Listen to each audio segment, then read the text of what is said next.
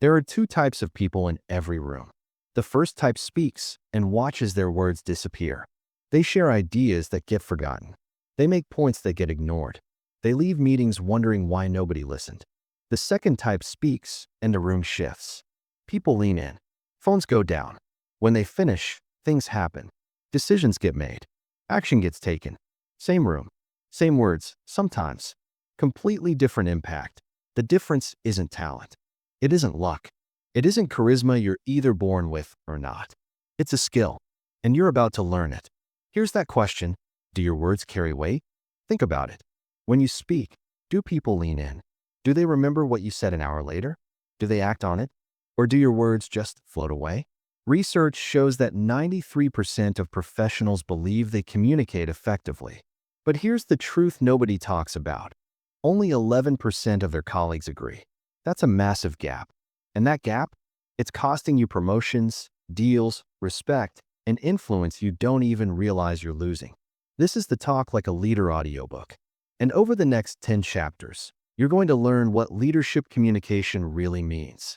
Not tricks, not scripts you'll forget by tomorrow, but a complete transformation in how you speak, how you're heard, and how people feel when you're done talking. Let me tell you about Marcus. The story of Marcus, when silence says everything. Marcus had been a senior project manager for 6 years. Smart, capable, respected on paper.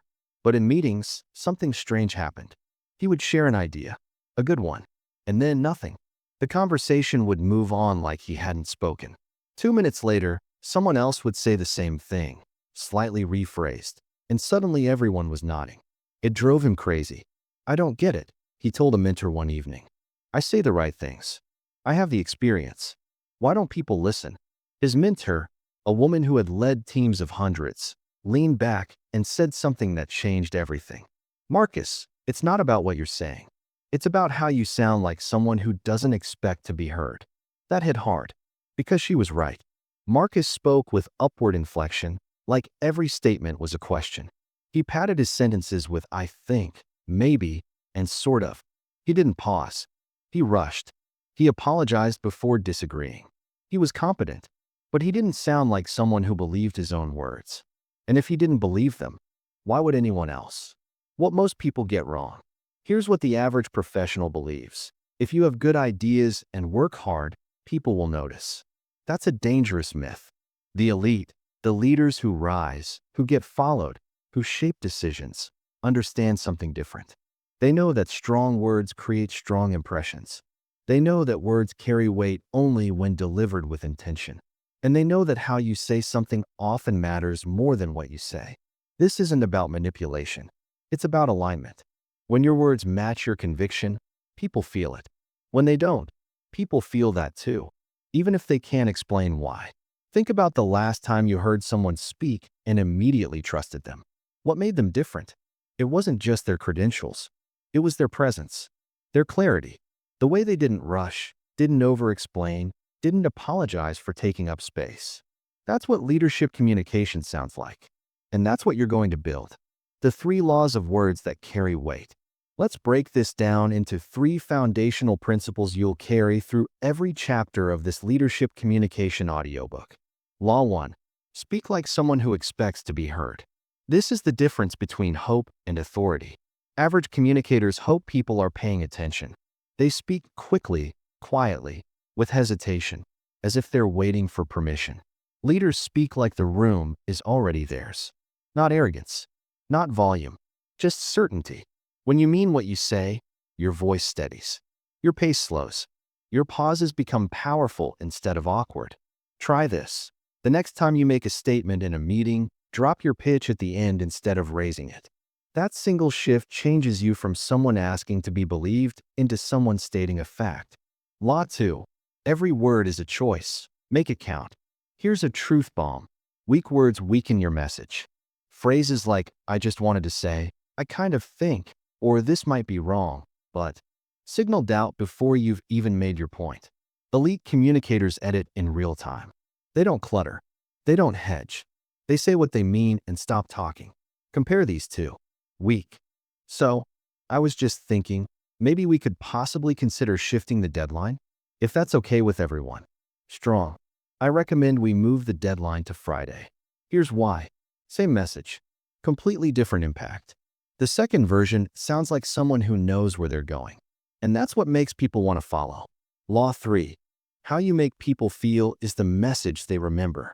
Facts inform. Feelings persuade.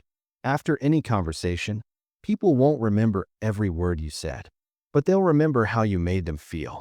Did they feel heard? Respected? Inspired? Dismissed? Great leaders understand this. They don't just deliver information, they create an experience. This doesn't mean being soft or performative. It means being intentional about your emotional impact. It means asking yourself, what do I want them to walk away feeling? That's what magnetic influence techniques are built on. Not tricks, truth, delivered with purpose. Your 60-second practice, the weight check. Before your next important conversation, ask yourself 3 questions. What's the one message I want them to remember? How do I want them to feel when I'm done? Am I speaking like someone who believes this, or like someone hoping to be believed? That's it. 60 seconds of preparation that most people skip. And that's exactly why it works. The real secret nobody tells you. Here's what separates people who talk about leadership from people who lead. Leaders don't wait to feel confident before speaking with confidence. They speak with confidence, and the feeling follows. This isn't fake it till you make it. It's something deeper.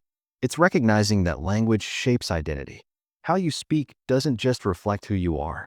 It shapes who you become. Every time you choose strong words over weak ones, clarity over confusion, presence over apology, you're not just communicating. You're training yourself to become the leader you're describing. That's what this audiobook is about. Not just how to talk like a leader, but how talking like one turns you into one. What's coming next? In Chapter 2, we're going to tackle one of the biggest communication killers out there: confusion disguised as complexity. Most people think sounding smart means sounding complicated. It doesn't. The greatest leaders speak with radical clarity. And in the next chapter, you'll learn exactly how to do the same. Because here's the truth about influence. People don't follow what they don't understand. And when you can make the complex simple, you become the person they turn to for direction. That's what leadership communication is. Not impressive vocabulary, not clever phrasing, but clarity that cuts through the noise and helps someone think better. You're just getting started. Let's keep going. Chapter 2. Clarity over cleverness. Let me ask you something uncomfortable. When you explain your ideas, do people nod along and then do nothing? Do you find yourself repeating the same point 3 different ways, hoping one version finally lands? Do colleagues ask you to clarify more often than you'd like to admit? Here's the hard truth. Most people think they're being clear. They're not. A Harvard Business Review study found that 69% of managers are uncomfortable communicating with their employees. But here's what's worse. The employees rated that number even higher. They said 86% of workplace failures come from poor communication or misunderstanding. Not lack of talent, not lack of effort, just words that don't land. And here's the thing about unclear communication. You never know it's happening. Nobody says, "Hey, I didn't understand you." They just nod, walk away, and do something completely different from what you intended. This chapter is about fixing that. Because in this Talk Like a Leader audiobook, clarity isn't optional, it's the foundation. If people don't understand what you're saying, nothing else matters. Not your charisma, not your credentials, not your intentions. Clarity is the price of admission to influence. The trap of sounding smart. There's a disease in professional communication. I call it impressive vagueness. It sounds like this. We need to leverage our core competencies to drive synergistic outcomes across verticals while remaining agile in our go-to-market strategy. What does that even mean? Nothing. It means nothing. It's verbal fog, and the person saying it usually thinks they sound intelligent, strategic, sophisticated. They don't. They sound like someone hiding behind words. Here's what elite communicators understand. Complexity is easy. Clarity is hard. Anyone can make something sound complicated. It takes discipline and confidence to make it simple. Think about the most respected leaders you've encountered. Do they drown you in jargon? Do they give 10-minute answers to simple questions? No. They speak in plain language. They get to the point. They make you feel smarter for having listened, not dumber for not keeping up. That's the goal. Not to impress people with your vocabulary, but to help someone think better after hearing you speak. The story of David, death by 1,000 qualifiers. David was a brilliant engineer, patents to his name, respected in technical circles. But every time he presented to executives, something went wrong. His presentations were thorough, too thorough. 40 slides when 10 would do. Every caveat mentioned. Every edge case explained. Every possible objection pre-addressed. He thought he was being comprehensive. The executives thought he was being confusing. "I don't understand what you're actually recommending," the CEO said once, interrupting him mid-slide. "Just tell me what you want us to do." David froze. He had spent so much time covering every angle that he'd buried the point. After that meeting, David worked with a communication coach who gave him a rule that changed everything. If you can't say it in one sentence, you don't understand it well enough to say it at all. Harsh. Maybe. But true. David started preparing differently. Before any presentation, he would write one sentence. Just one. That captured his core message. Everything else had to support that sentence or get cut. His next executive presentation was 8 slides, 12 minutes. And at the end, the CEO said, "Clear and actionable. Let's move forward." Same David. Same intelligence. Completely different impact. The difference? He stopped trying to show how much he knew. He started focusing on what they needed to hear. The clarity framework. 4 rules for words that land. Let's get practical. Here are 4 rules that separate leaders who communicate clearly from everyone else. Rule 1. Lead with the point. Average communicators build up to their conclusion. They give context, background, caveats, and somewhere around minute 7, they finally reveal what they actually think. Leaders flip this. They lead with the point. Then they support it. Compare. Unclear. So, I've been looking at the data from last quarter, and there are several factors we should consider, including market conditions and internal capacity. And when you weigh everything together, it seems like maybe we should think about adjusting our timeline. Clear. I recommend we extend the deadline by 2 weeks. Here's why. The second version respects your listeners' time and attention. It tells them immediately what you're saying and then gives them the context to evaluate it. This isn't just efficient. It's confident. When you lead with your point, you sound like someone who knows where they're going. Rule 2. Kill your qualifiers. Qualifiers are words that soften your statements.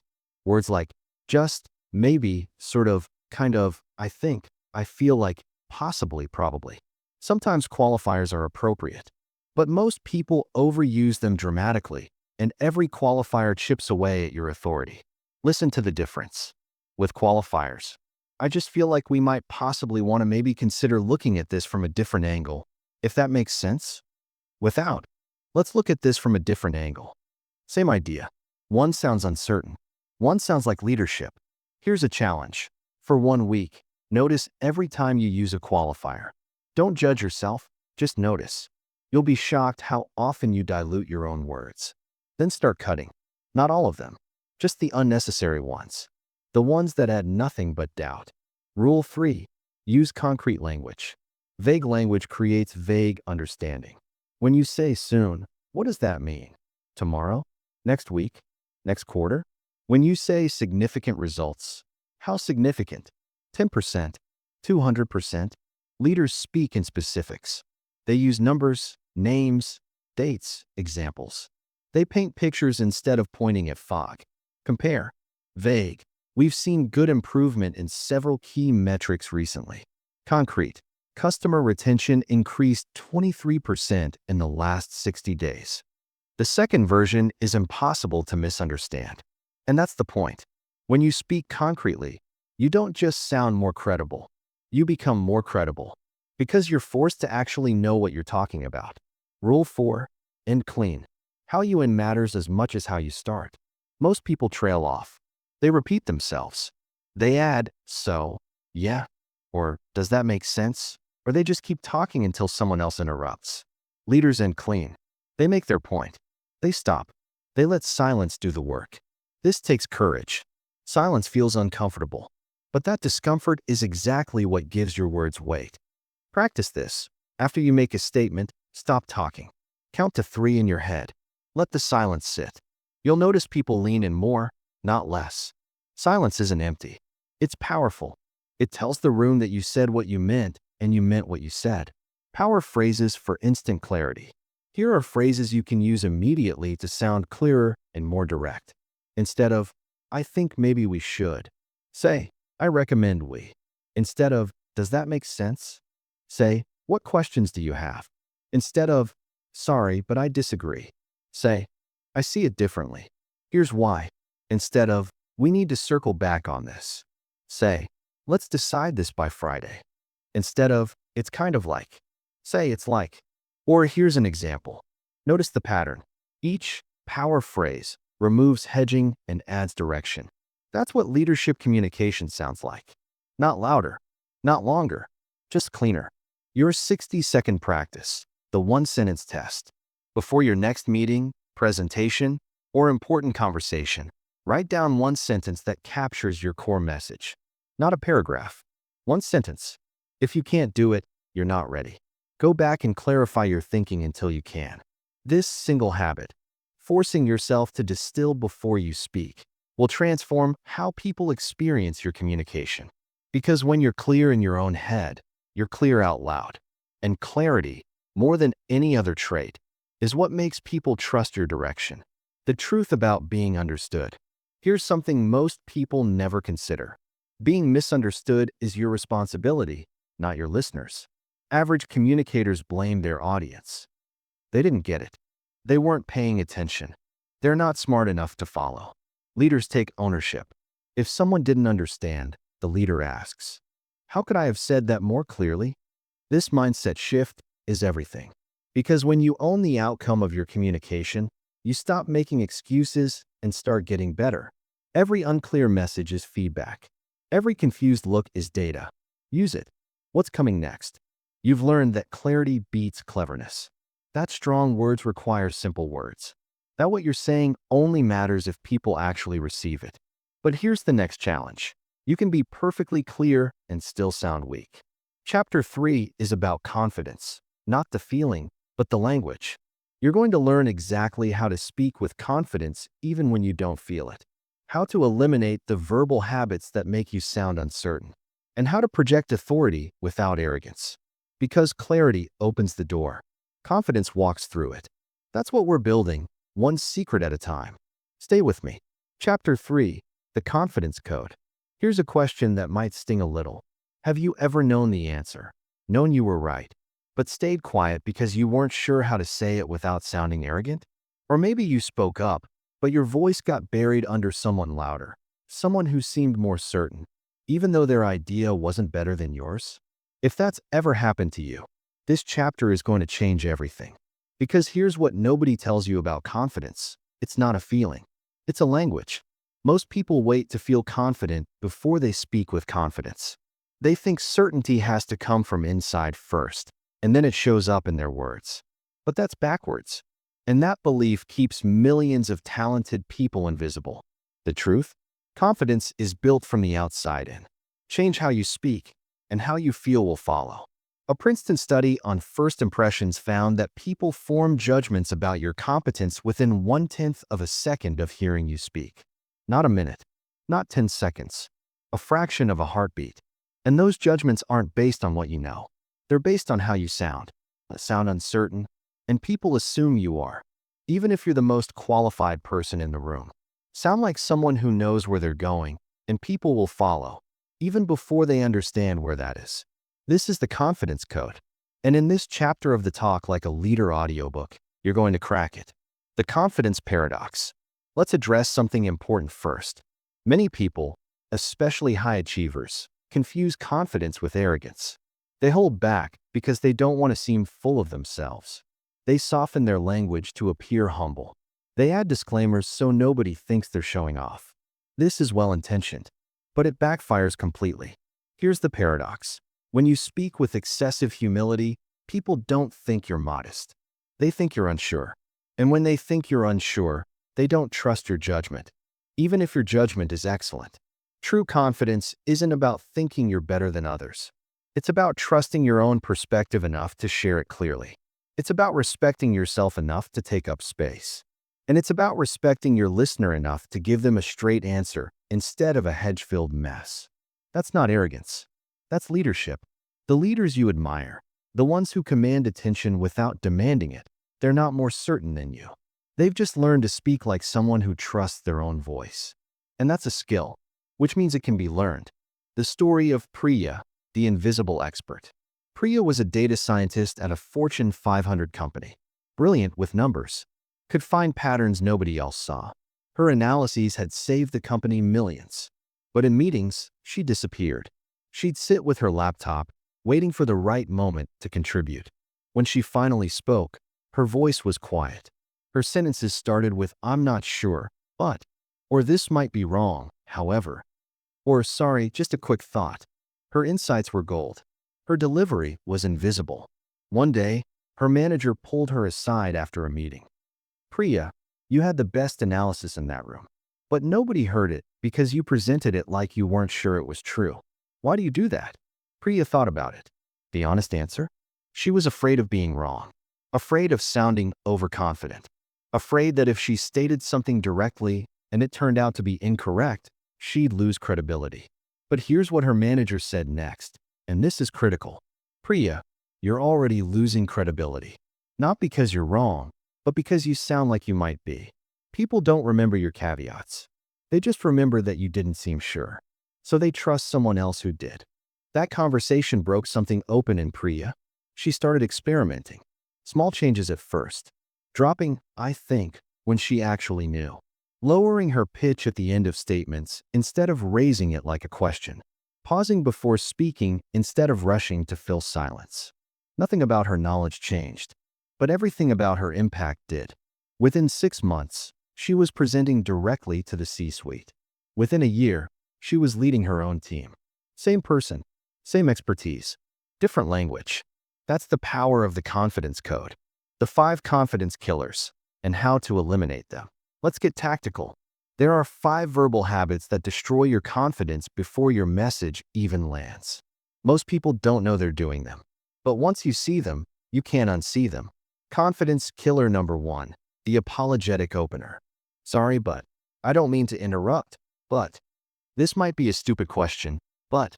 Every time you apologize before speaking, you tell people your words aren't worth hearing. You pre-reject yourself before they have a chance to. The fix: delete the apology. Just start with your point. Instead of, "Sorry, I just wanted to add something," say, "I'd like to add something." Instead of, "This might be a dumb idea, but," say, "Here's an idea." Feel the difference? One sounds like someone asking permission to exist. The other sounds like someone who belongs in the room. Confidence killer number 2, the upward inflection. This is when your voice rises at the end of a statement, making it sound like a question. "We should move forward with Plan B. I'll handle the client presentation. The deadline is Friday." None of those are questions. But when you raise your pitch at the end, they sound like you're seeking approval instead of stating facts. The fix: drop your pitch at the end of statements. Down, not up. Practice saying declarative sentences out loud and consciously lowering your tone on the final word. It feels strange at first, then it feels powerful. Confidence killer number 3, the qualifier avalanche. We touched on this in chapter 2, but it deserves a deeper look. Qualifiers aren't always bad. Sometimes you genuinely are uncertain, but most people use them reflexively, out of habit, even when they're completely confident. I kind of think we should maybe consider possibly looking at this differently. How many escape hatches are in that sentence? 4? 5? Every single one weakens your position. The fix: before you speak, ask yourself, am I actually uncertain, or am I just afraid of sounding certain? If it's fear, cut the qualifiers. Say what you mean and let it stand. Confidence killer number 4, the filler flood. Like, you know. So basically, fillers are natural in casual conversation, but in professional settings, they create static. They make you sound unprepared, even when you're not. The fix: replace fillers with silence. When you feel an coming, pause instead. The pause will feel eternal to you. To your listeners, it will sound deliberate and thoughtful. This is one of the most powerful shifts you can make. Silence isn't empty. It's authority. Confidence killer number 5, the never-ending sentence. Some people are afraid of silence, so they keep talking.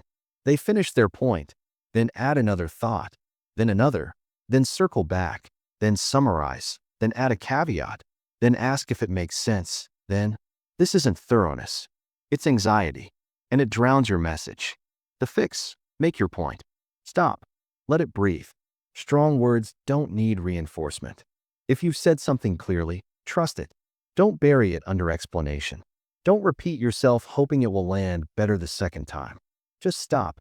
The silence after a clear statement isn't awkward. It's magnetic. The confidence code: 3 principles. Now let's build the positive habits.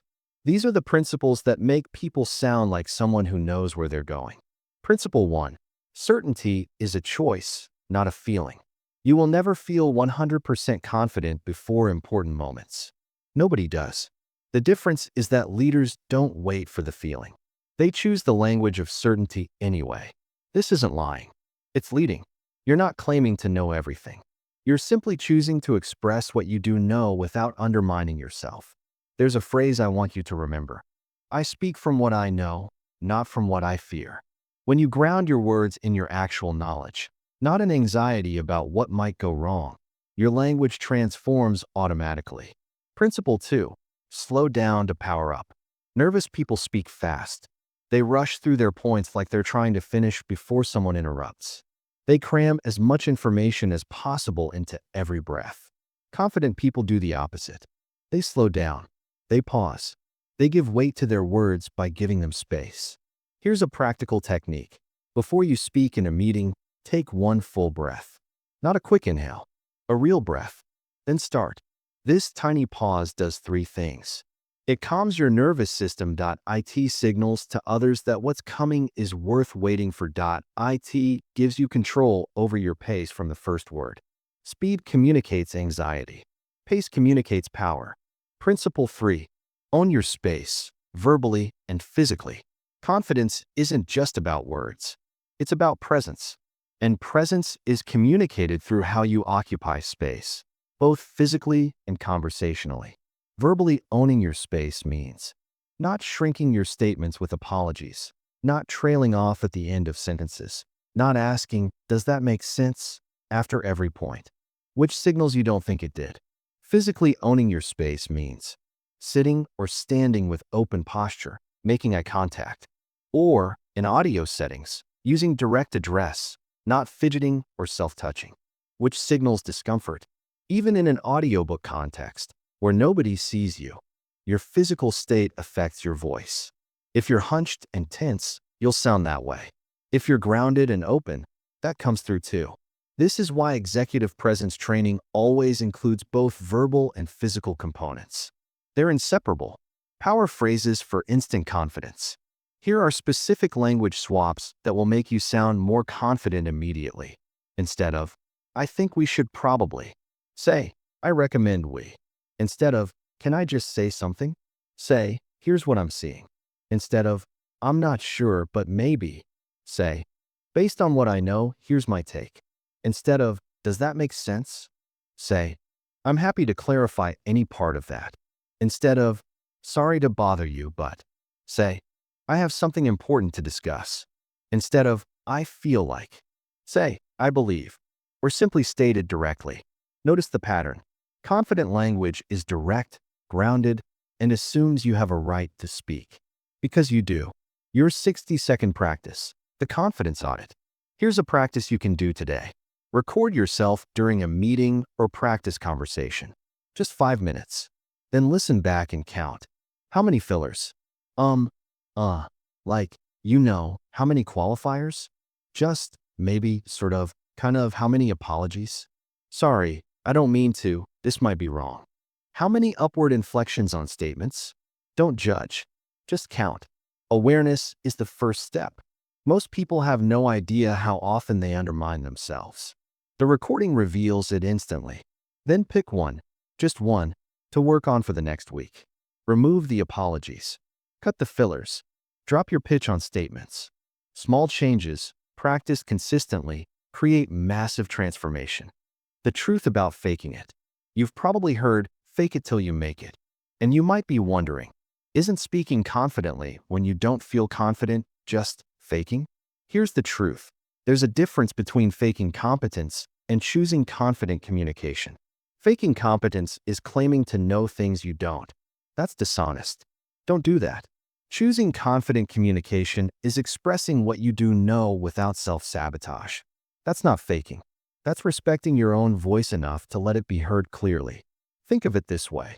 If your words don't reflect your actual knowledge and capability, the problem isn't that you're being fake by speaking confidently. The problem is that you've been being fake by speaking uncertainly, hiding what you actually know behind a wall of doubt. Confident language doesn't create false impressions. It removes the false impressions created by fearful language. That's a crucial distinction. And once you understand it, the guilt disappears. You're not pretending to be something you're not. You're finally letting people see what you actually are. What's coming next? You now understand the confidence code. You know that confidence is a language before it's a feeling. You know the 5 killers that destroy your authority. And you have specific phrases to sound like someone who trusts their own voice. But here's the next challenge. Confidence without warmth is intimidation.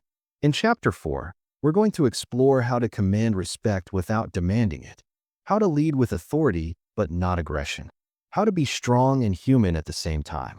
Because the best leaders don't make people feel small. They make people feel capable. And that requires a specific kind of communication that most people get completely wrong. That's what leadership communication really means. Authority that elevates, not diminishes. Let's unlock it. Chapter 4. Command without demanding. There's a moment that happens in almost every workplace, every team, every organization. Someone walks into a room. They haven't said a word yet, but you can feel it. Something shifts. Attention gathers. People sit up a little straighter. When this person finally speaks, the room listens. Not because they're loud, not because they're aggressive, not because anyone's afraid of them. They just command attention. Now think about the opposite. Someone else walks in. They talk a lot. They talk loudly. They interrupt.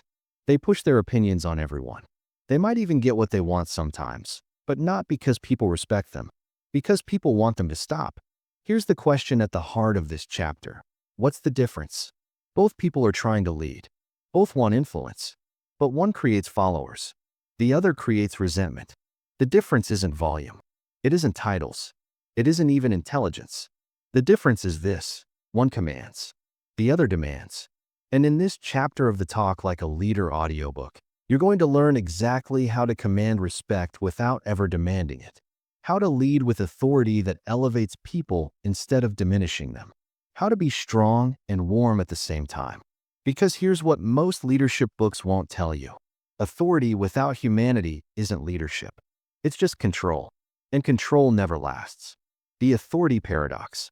Let's start with a truth that surprises most people. The leaders who command the most respect are often the quietest in the room.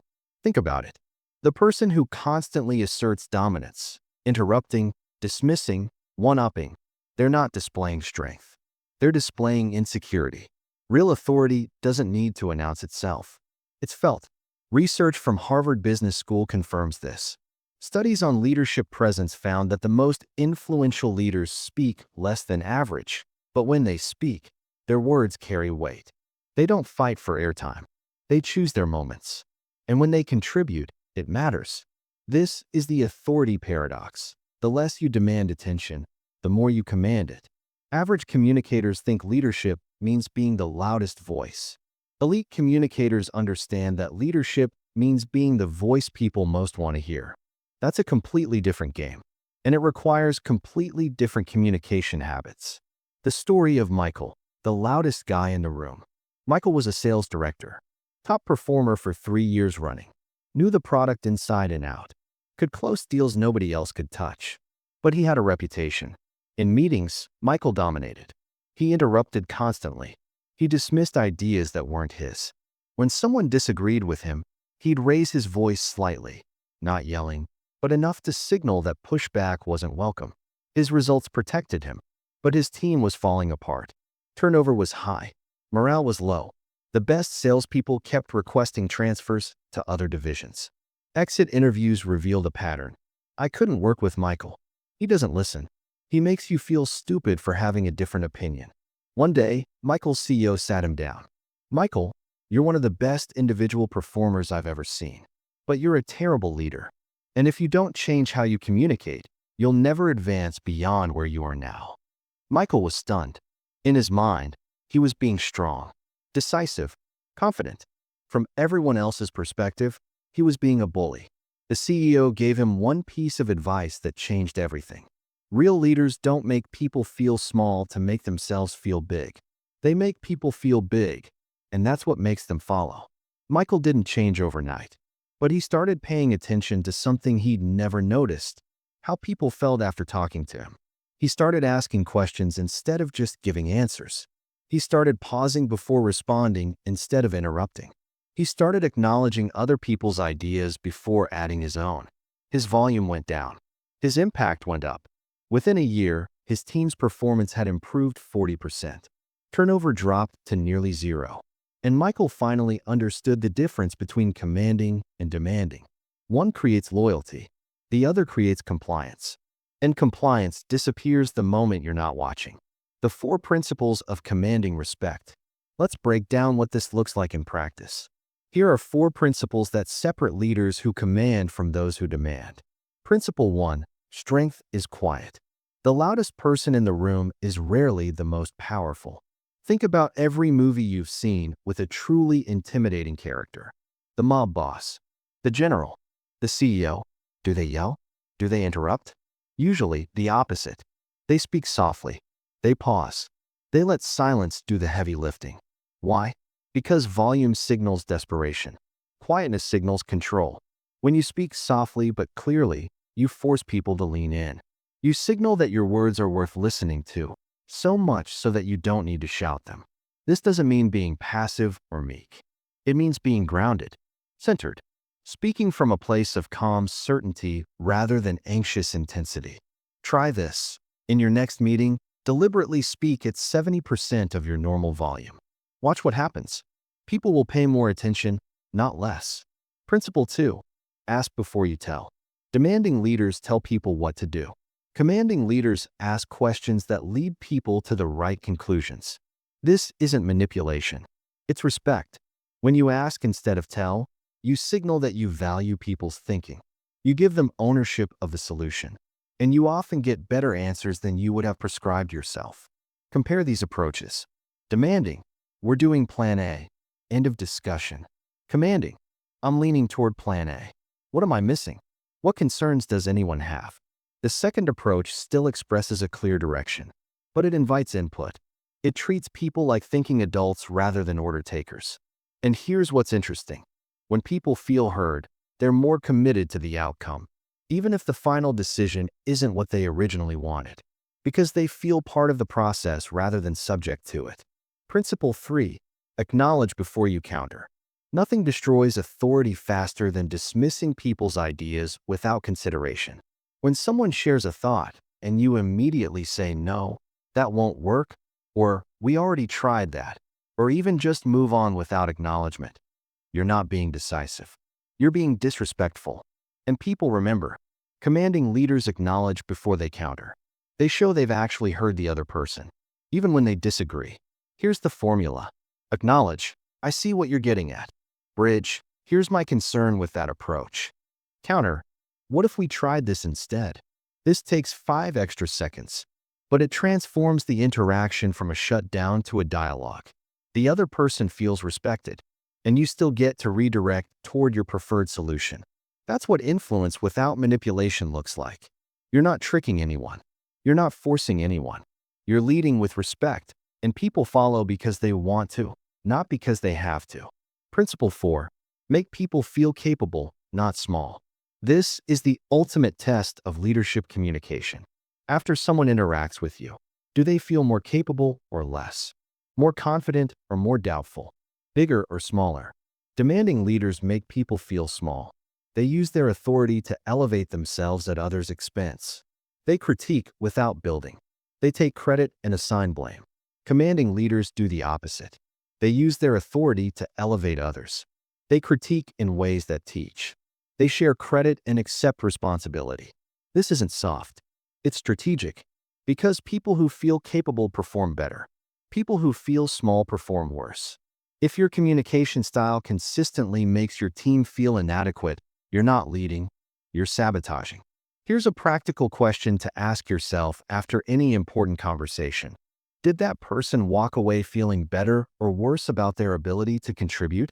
If the answer is worse, something went wrong. And it probably wasn't them. The language of authority versus aggression. Let's get specific about the actual words that differentiate commanding from demanding. Demanding language sounds like, "You need to. I don't have time for this. That's not how we do things here. Just do what I said. I'm not going to explain this again. That's a stupid idea. Because I said so." Notice the pattern? Demanding language is closed. It shuts down dialogue. It positions the speaker as superior and the listener as subordinate. Commanding language sounds like, "Here's what I need from you, and here's why it matters. Help me understand your thinking. I see it differently. Here's my perspective. Let me explain my reasoning. That's an interesting approach. Here's my concern with it. I trust your judgment on this. Keep me updated. What do you need from me to make this happen?" Commanding language is open. It invites dialogue. It positions the speaker as a leader who respects and develops others rather than dominates them. The words are different. The impact is completely different.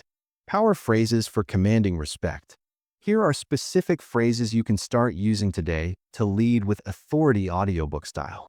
When you need to direct, instead of "do this now," say, "This is the priority. Here's why it matters." When you disagree, instead of "You're wrong," say, "I see it differently. Here's what I'm thinking." When someone pushes back, instead of "I don't care what you think," say, "I hear your concern. Here's how I'm weighing it." When you need to hold a boundary, instead of "That's not my problem," say, "That's outside what I can help with, but here's who might be able to assist." When someone underperforms, instead of "This isn't good enough," say, "This isn't where it needs to be yet. Let's talk about what's getting in the way." When you need to make a final decision, instead of "We're doing it my way," say, "I've heard everyone's input. Here's the direction we're going, and here's why." Notice something important. Commanding language takes more words. It requires more thought. It's actually harder than demanding. But that's exactly why it's more respected. Anyone can bark orders. It takes real leadership to guide with both authority and humanity. Your 60-second practice, the authority audit. This week, pay attention to one thing: how people respond after you speak. Not during. After. Do they seem energized or deflated? Engaged or shut down? Respected or dismissed? You don't need a survey. Just watch body language. Listen to tone. Notice whether people lean in or pull back. If you consistently see negative reactions, crossed arms, averted eyes, short responses, that's feedback. Your communication style might be demanding when you think it's commanding. If you see positive reactions, nods, engagement, follow-up questions, you're on the right track. Leadership isn't about how you feel when you're talking. It's about how others feel when you're done. The truth about respect. Here's something most people get backwards. They think respect is earned through dominance, through winning arguments, through being right more often than others. It's not. Respect is earned through how you treat people when you have power over them. Anyone can be kind to their boss. The test of character is how you treat people who can't fight back. When you have authority, when you could demand and get away with it, and you choose to command instead, that's when respect becomes loyalty. That's when compliance becomes commitment. That's when people stop following your title and start following you. That's what leadership communication actually means. Not getting people to do what you want, getting people to want what you're leading toward. What's coming next? You now understand the difference between commanding and demanding. You know that real authority is quiet, respectful, and elevating. You have specific language to lead without diminishing. But here's what most people miss. Leadership isn't just about talking. It's about listening. In Chapter 5, we're going to explore the most underrated leadership skill of all: active listening. You'll learn why the best leaders often speak the least, how listening creates more influence than any speech ever could, and how to make people feel genuinely heard in a world where almost nobody does. Because here's the secret about magnetic influence techniques. They start with your ears, not your mouth. When you listen like a leader, speaking like one becomes effortless. Let's discover how. Chapter 5. The Listening Leader. Here's something that might surprise you. The most influential leaders in history weren't known for their speeches. They were known for their questions. Socrates built an entire philosophy around asking instead of telling. Abraham Lincoln was famous for listening to every side before making decisions. And modern executives at companies like Google and Amazon are trained specifically in one skill above all others: how to listen so well that people feel truly heard. Yet when most people think about leadership communication, they think about talking, presenting, persuading, pitching. They've got it completely backwards. A study from the International Listening Association found that we spend roughly 70% of our waking hours communicating, and 45% of that time is supposed to be listening. But here's the problem. Most people retain only about 25% of what they hear. That means 3/4 of every conversation is lost, gone, forgotten before it even registers. And if you're not hearing people, you're not leading them. You're just making noise in their direction. This chapter of the Talk Like a Leader audiobook is about the skill nobody teaches, but everybody needs: listening like a leader. Not passive, half-attentive, waiting for your turn to talk listening, but active, engaged, transformative listening that makes people feel seen, valued, and understood. Because here's the truth about magnetic influence techniques. They don't start with your mouth. They start with your ears. Why listening is the ultimate power move. Let's address a misconception first. Many people think listening is passive, submissive even.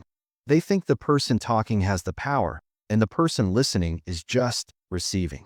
This is completely wrong. In reality, the person who listens controls the conversation. They gather information while others reveal it. They understand motivations while others expose them. They build trust while others seek it. Think about any negotiation. Who has more power?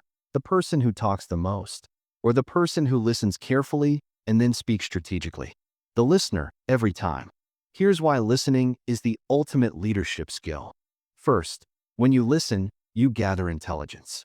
You learn what people really want, what they're afraid of, what motivates them.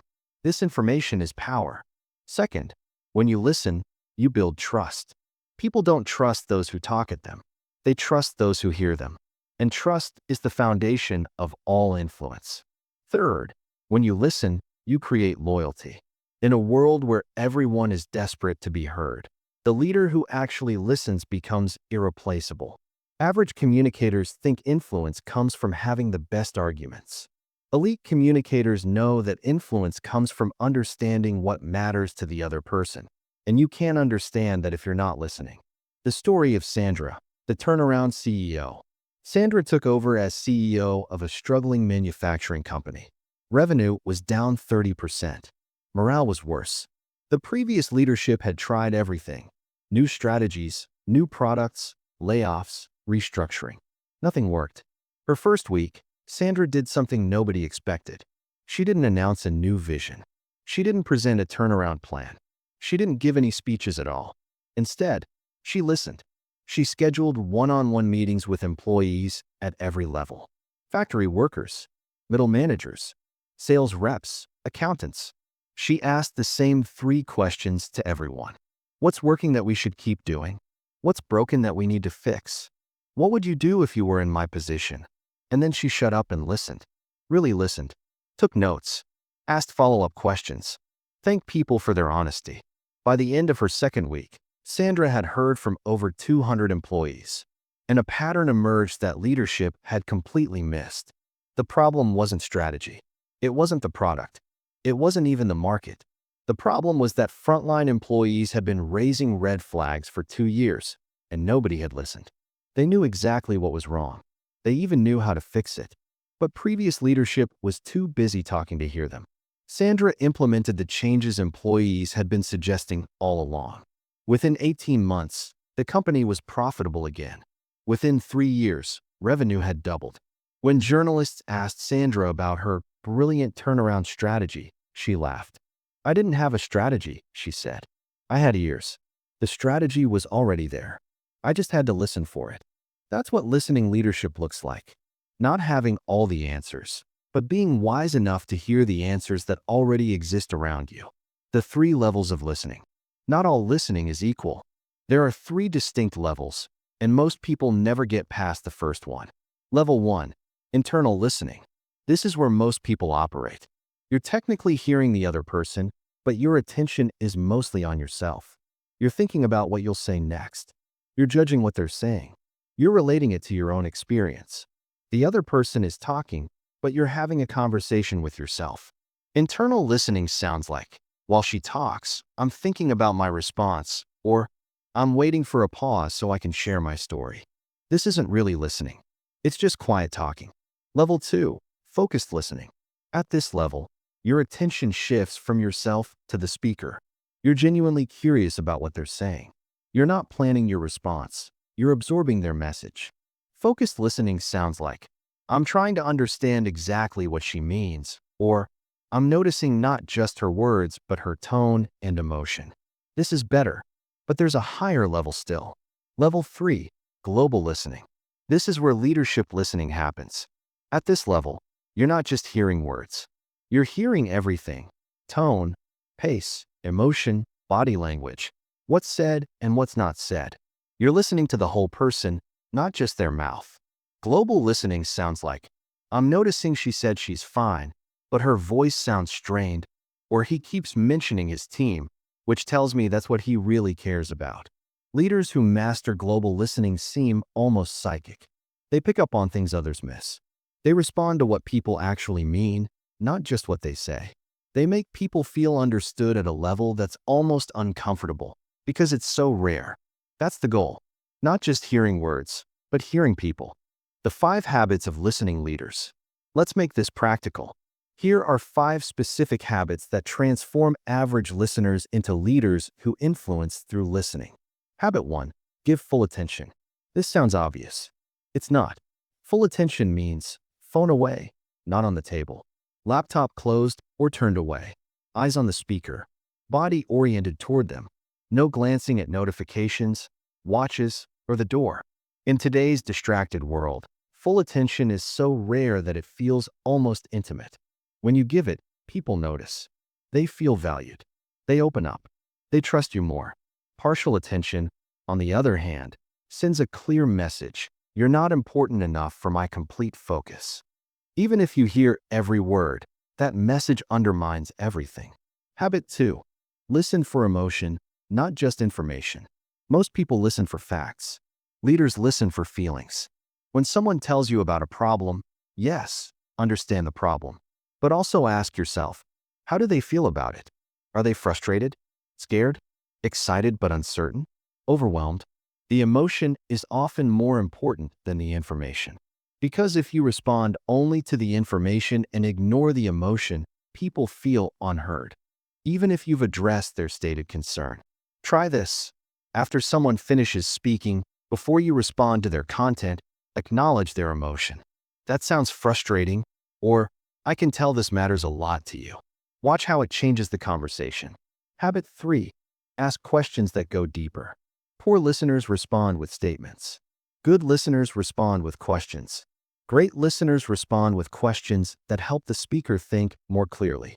The best questions aren't about gathering information for yourself.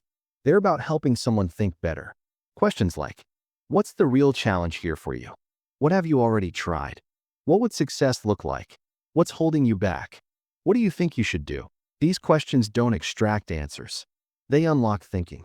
And when you help someone think better, they remember you as someone who truly listened, even if you barely said anything. Habit 4. Resist the urge to fix. This is hard, especially for leaders. Someone presents a problem, and your instinct is to solve it. Jump in. Offer advice. Fix it.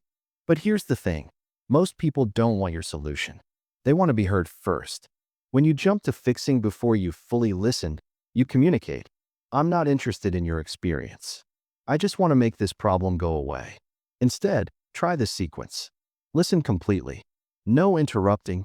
Acknowledge the emotion. That sounds difficult. Ask if they want input. Would it help to brainstorm solutions? Or did you just need to vent? Sometimes people want advice. Often they don't. They just need someone to witness their struggle. And that witnessing, that simple act of being present, is more powerful than any solution you could offer. Habit 5. Reflect back what you heard. Before you respond with your own thoughts, prove you actually listened by reflecting back what you heard. This sounds like. So what I'm hearing is, it sounds like the main issue is, if I understand correctly, you're saying, this does two things. First, it confirms you actually understood and gives them a chance to correct you if you didn't. Second, it makes the speaker feel genuinely heard. When someone accurately reflects your thoughts back to you, it creates a profound sense of connection. This one habit alone will set you apart from 95% of communicators, because almost nobody does it. Power phrases for listening leadership. Here are phrases you can use to demonstrate you're truly listening, to show you're paying attention. Tell me more about that. What happened next? How did that make you feel? To reflect understanding. So what you're saying is, it sounds like the core issue is, if I'm hearing you right. To acknowledge emotion. That sounds frustrating. I can tell this is important to you. That must have been difficult. To go deeper. What's the real challenge here? What do you think is driving that? What would you do if you knew you couldn't fail?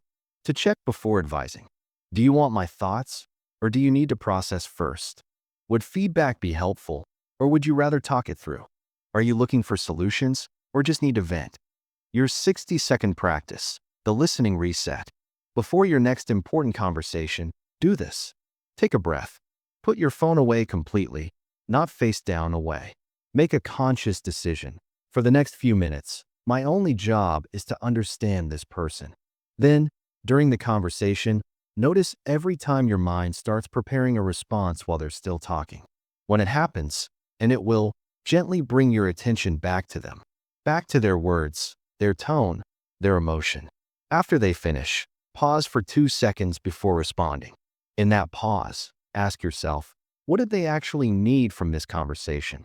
Then respond to that, not to what you want to say, to what they need to hear. This simple reset transforms conversations. Try it once. You'll feel the difference immediately. The listening paradox. Here's the beautiful irony of listening leadership. The less you talk, the more influential you become. The more you listen, the more people want to hear what you have to say. The more space you give others, the more space they give you. That's because listening creates a kind of debt. When you truly hear someone, they feel obligated, not manipulated, genuinely obligated, to hear you in return. It's human nature. We reciprocate attention. So if you want people to listen to you more, talk less. Listen more. Make them feel heard so deeply that they can't help but extend the same courtesy. That's influence without manipulation. That's what leadership communication really means. What's coming next? You now understand that listening is the foundation of leadership influence. You know the 3 levels. You have 5 practical habits. And you have phrases to demonstrate true listening. But what happens when listening isn't enough? What about those conversations nobody wants to have, the difficult ones? The feedback that might hurt? The boundary that needs setting? The conflict that must be addressed? Chapter 6 is about navigating difficult conversations leadership demands and emerging with relationships intact and respect increased. Because leaders don't avoid hard conversations. They master them. Let's learn how. Chapter 6. Difficult Conversations, Easy Framework. Let me describe a feeling you probably know well. There's a conversation you need to have. You've been putting it off for days, maybe weeks. Every time you think about it, your stomach tightens. You rehearse what you'll say in the shower, in the car, lying awake at night. But when the moment comes, you find another reason to delay. Maybe it's telling an employee their performance isn't acceptable. Maybe it's asking your boss for a raise you've earned but never requested. Maybe it's setting a boundary with a colleague who keeps crossing lines. Maybe it's delivering feedback that might hurt someone's feelings. Whatever it is, you know you need to say it. And you know avoiding it is making everything worse. You're not alone. Research from VitalSmarts found that the average person is currently avoiding at least one crucial conversation. And the cost of avoidance? Damaged relationships, lost productivity, increased stress, and problems that compound over time. Here's what nobody tells you. Difficult conversations don't become easier when you avoid them. They become harder. The longer you wait, the more weight they carry. The more weight they carry, the more you avoid them. It's a cycle that only breaks when you learn to face them head on. This chapter of the Talk Like a Leader audiobook is about breaking that cycle. Not by making you braver, but by giving you a framework so clear, so reliable, that difficult conversations become manageable. Not easy, but manageable. Because leaders don't avoid hard conversations. They have them, and they have them well. Why we avoid what we shouldn't. Before we get to the framework, let's understand what makes these conversations so hard. It's not the words. Words are just sounds. It's what those words represent. Fear of damaging the relationship. We worry that speaking honestly will hurt someone we care about or create permanent awkwardness with someone we need to work with. Fear of conflict. Most people are wired to avoid confrontation. Our nervous systems interpret disagreement as danger, even when we're perfectly safe. Fear of being wrong. What if you misread the situation? What if they have information you don't? What if you make things worse? Fear of emotion. What if they cry? What if they get angry? What if you get emotional yourself? These fears are real. But here's what elite communicators understand. The fear of the conversation is almost always worse than the conversation itself. Think about the last difficult conversation you actually had. Was it as bad as you imagined? Almost certainly not. The anticipation was worse than the reality. That's because your brain is designed to overestimate threat. It's trying to protect you. But in this case, the protection becomes the problem.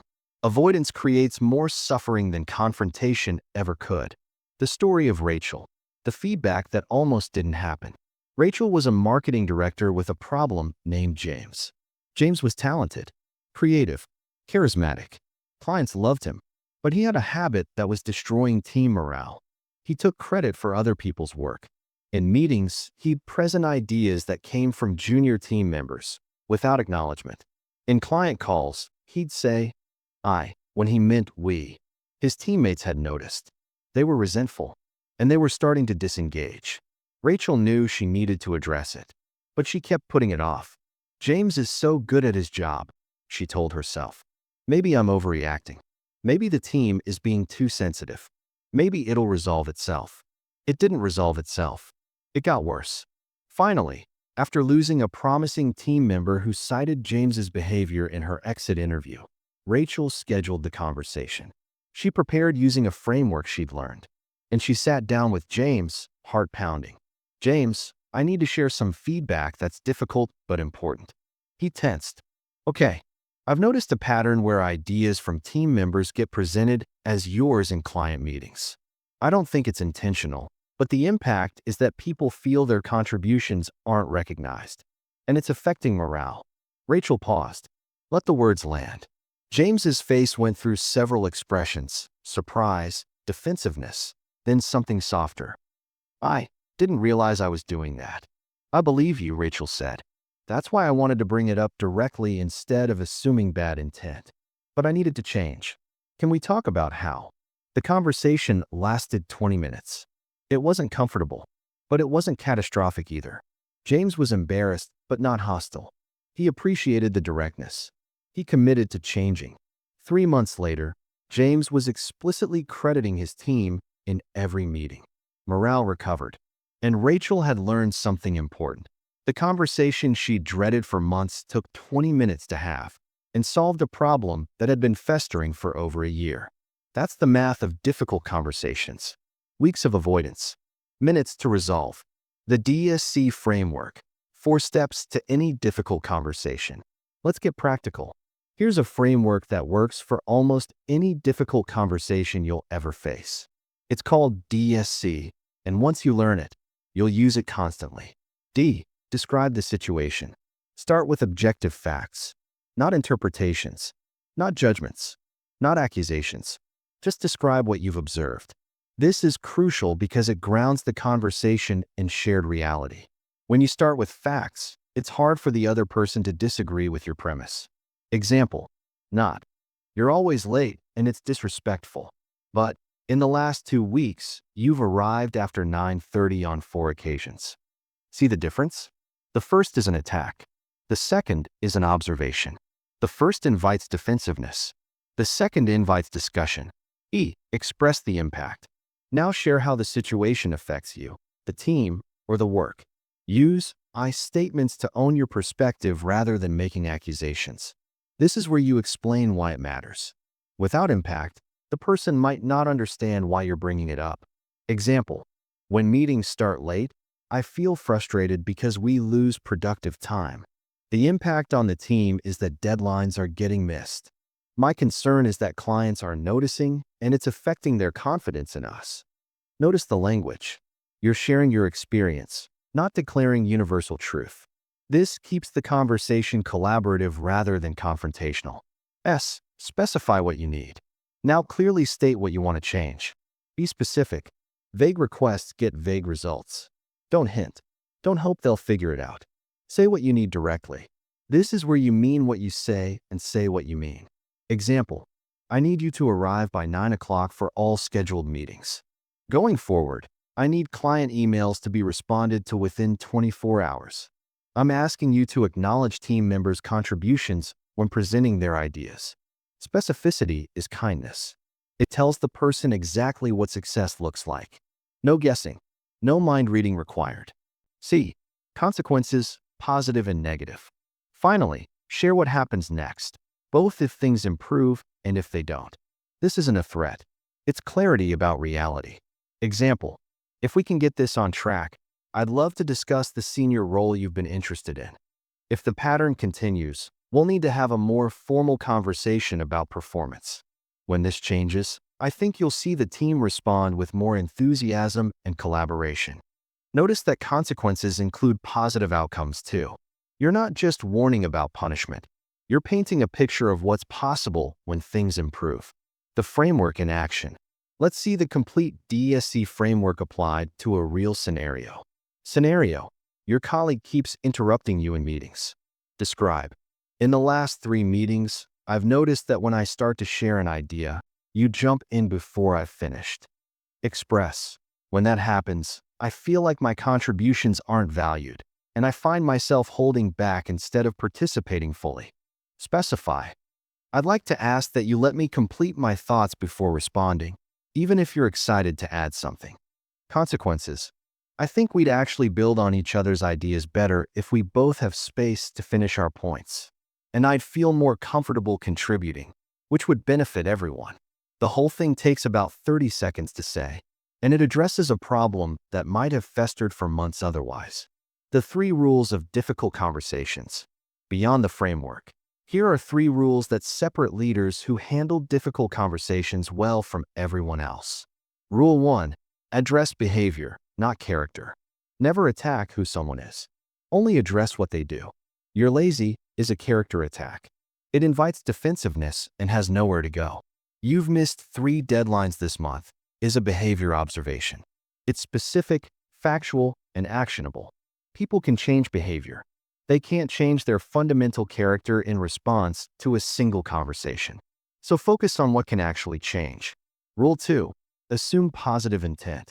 Enter every difficult conversation assuming the other person isn't malicious, just unaware.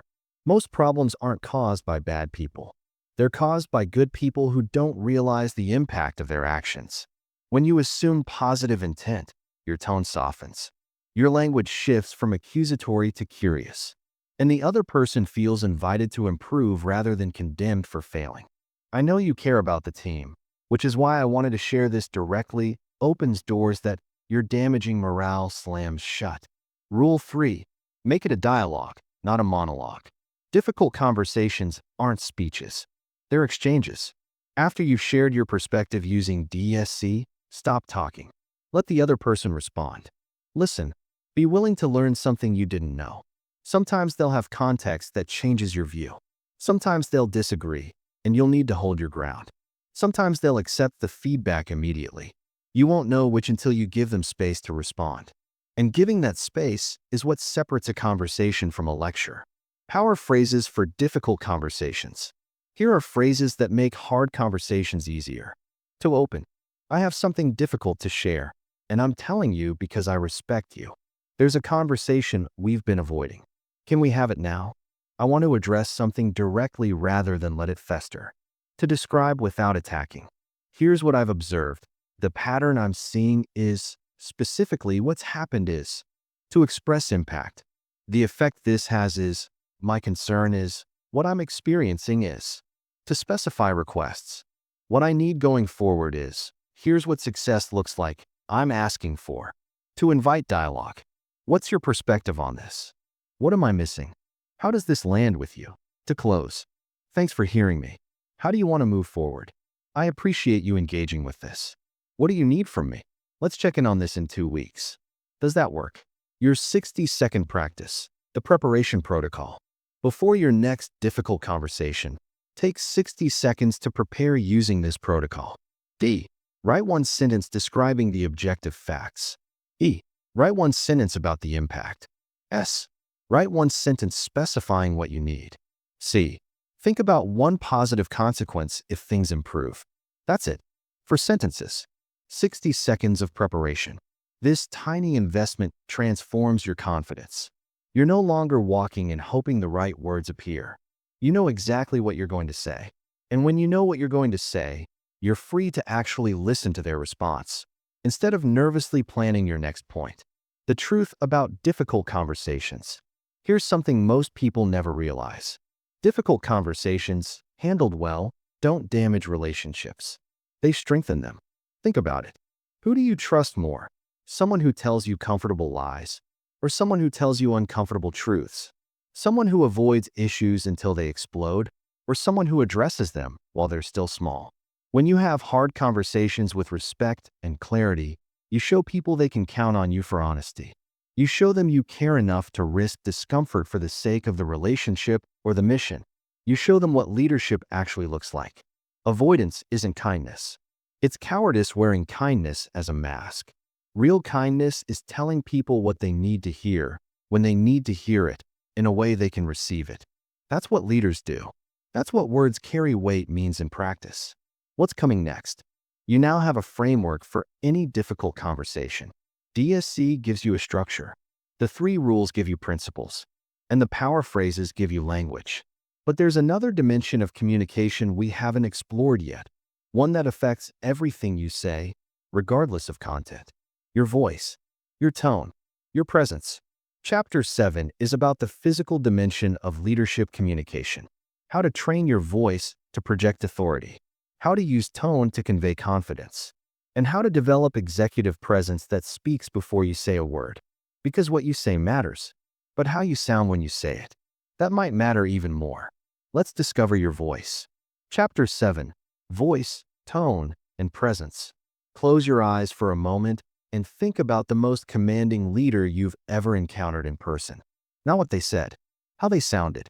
Was their voice rushed or measured? High and tight, or low and grounded? Did they fill the room, or did you have to strain to hear them? Now think about how they carried themselves. Did they fidget? Did they shrink? Or did they occupy space like they belonged there, like the room had been waiting for them to arrive? Here's a truth that most communication training ignores. People decide whether to trust you before they process your words. Research from UCLA found that only 7% of communication is the actual words. 38% is vocal tone, and 55% is body language. Now, those numbers are debated and context dependent, but the underlying truth is undeniable. How you sound and how you show up matter enormously, sometimes more than what you actually say. This chapter of the Talk Like a Leader audiobook is about the physical dimension of leadership. Voice and tone training for leaders isn't about performing or faking anything. It's about aligning your external presentation with your internal conviction. It's about sounding like the leader you actually are, instead of undermining yourself before your message even lands. Because your voice is an instrument.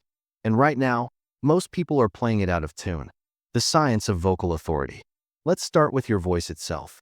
Your voice is produced by air passing through your vocal cords, which vibrate at different frequencies depending on tension, breath support, and resonance. These physical factors determine your pitch, your volume, your tone, and ultimately, how people perceive you. Here's what research tells us about vocal perception. Lower pitch signals authority. Studies consistently show that speakers with lower-pitched voices are perceived as more competent, more trustworthy, and more leaderly. This applies to both men and women. It's not about having a naturally deep voice. It's about not artificially raising your pitch when you're nervous. Slower pace signals confidence. Nervous speakers rush. Confident speakers take their time. When you slow down, you signal that your words are worth waiting for. You also give your audience time to absorb what you're saying.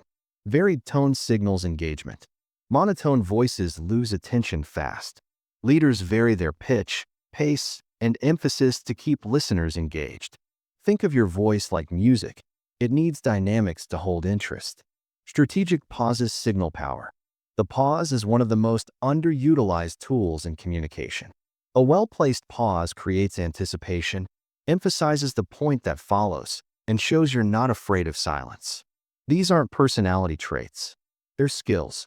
And like any skill, they can be developed with practice. The story of Kevin, the voice transformation. Kevin was a startup founder with a revolutionary product. Brilliant engineer, visionary thinker. But every time he pitched to investors, he got the same feedback. We love the product, but we're not sure about the team. He didn't understand. His team was excellent. His credentials were impeccable. What were they seeing that he wasn't? Finally, an advisor gave him the honest truth. Kevin, when you pitch, your voice goes up. You speak twice as fast as normal. You say about 40 times. You look at the floor more than the investors. Your product is A+. Your presence is C-. And investors bet on people, not just products. Kevin was devastated, but he was also coachable. He hired a voice coach, something he'd previously thought was only for actors and politicians. For 3 months, he worked on breath support, pitch control, pacing, and pause placement. He recorded himself constantly and watched the playback with brutal honesty. The next time he pitched, the investors noticed something different. They couldn't quite name it. Kevin was saying similar things, but he sounded like someone who knew where he was going. He sounded like someone worth betting on. He closed the round in 2 weeks. Same Kevin, same product, same words, mostly. But his voice and presence had finally caught up with his vision. That's what executive presence training does. It doesn't change who you are. It reveals who you are, clearly, powerfully, without the static of nervous habits. The 4 pillars of vocal leadership. Let's break down the specific elements of a leadership voice. Pillar 1, breath support. Your voice is powered by breath. Shallow breathing produces a thin, strained voice. Deep, diaphragmatic breathing produces a rich, resonant voice. Most people breathe into their chest, especially when nervous. Leaders breathe into their belly. This grounds the voice, steadies the nerves, and provides the air support needed for powerful projection. Try this right now. Place one hand on your chest and one on your belly. Breathe in slowly. Which hand moves more? If it's your chest, you're breathing shallow. Practice until the belly hand moves more than the chest hand. Before any important communication, a meeting, a presentation, a difficult conversation, take 3 deep belly breaths. This single habit will transform how you sound. Pillar 2, pitch placement. When you're nervous, your vocal cords tighten. Tight vocal cords produce a higher pitch. This is why nervous speakers often sound squeaky or strained. The goal isn't to artificially lower your voice to sound like a movie trailer narrator. The goal is to speak from your natural, relaxed pitch, which for most people is lower than their nervous pitch. Here's a technique. Hum gently before speaking. Feel where the vibration sits in your chest. That's your natural resonance point. When you speak, try to maintain that chest resonance rather than letting your voice climb into your throat and head. Leaders don't speak from their throat. They speak from their chest. Pillar 3, pace control. Nervous energy accelerates speech. You've probably noticed this. When you're anxious, words tumble out faster than you intend. This pace signals to listeners that you're uncomfortable, rushed, or unsure. Confident pace is about 120 to 150 words per minute for important points. That's slower than most people naturally speak when nervous. The trick is to build in what I call speed bumps, deliberate moments where you force yourself to slow down. These might be pausing after key statements. elongating important words, taking a breath between sentences. When you control your pace, you control the room. People lean in. They wait for your next words. They feel the weight behind what you're saying. Pillar 4, strategic silence. Most people fear silence. They fill every gap with so, you know. These fillers communicate anxiety. They dilute your message. They make you sound like someone who doesn't trust their own words. Leaders replace fillers with silence. And that silence isn't empty, it's powerful. A pause before an important point creates anticipation. A pause after a key statement lets it land. A pause when asked a difficult question shows thoughtfulness rather than defensiveness. Practice this. When you feel an rising, close your mouth instead. Let the silence happen. It will feel eternal to you, maybe 2 seconds. To your audience, it will feel deliberate and confident. Silence isn't the absence of communication. It's communication at its most potent. Executive presence, the unspoken language. Voice is half the equation. The other half is presence, how you carry yourself physically in space. Executive presence is that quality that makes some people magnetically compelling before they even speak. It's not about height or attractiveness. It's about how you inhabit your body and occupy space. Here are the core elements. Stillness over fidgeting. Nervous people move constantly. They shift weight, touch their face, adjust their clothes, tap their feet. All of this movement signals discomfort and drains attention from your message. Leaders are still. Not rigid, still. They move with intention. When they gesture, it means something. When they're not gesturing, their hands are quiet. Practice standing in front of a mirror and speaking without moving anything but your mouth. It's harder than you think, but stillness communicates control of yourself and, by extension, of the situation. Open posture. Closed posture, crossed arms, hunched shoulders, collapsed chest, signals defensiveness or insecurity. Open posture signals confidence and approachability. Open posture means shoulders back, chest lifted, arms uncrossed, head level. It means taking up the space you're entitled to rather than shrinking yourself. This isn't about intimidation. It's about communicating that you're comfortable in your own skin. And that comfort is contagious. When you seem at ease, others feel at ease around you.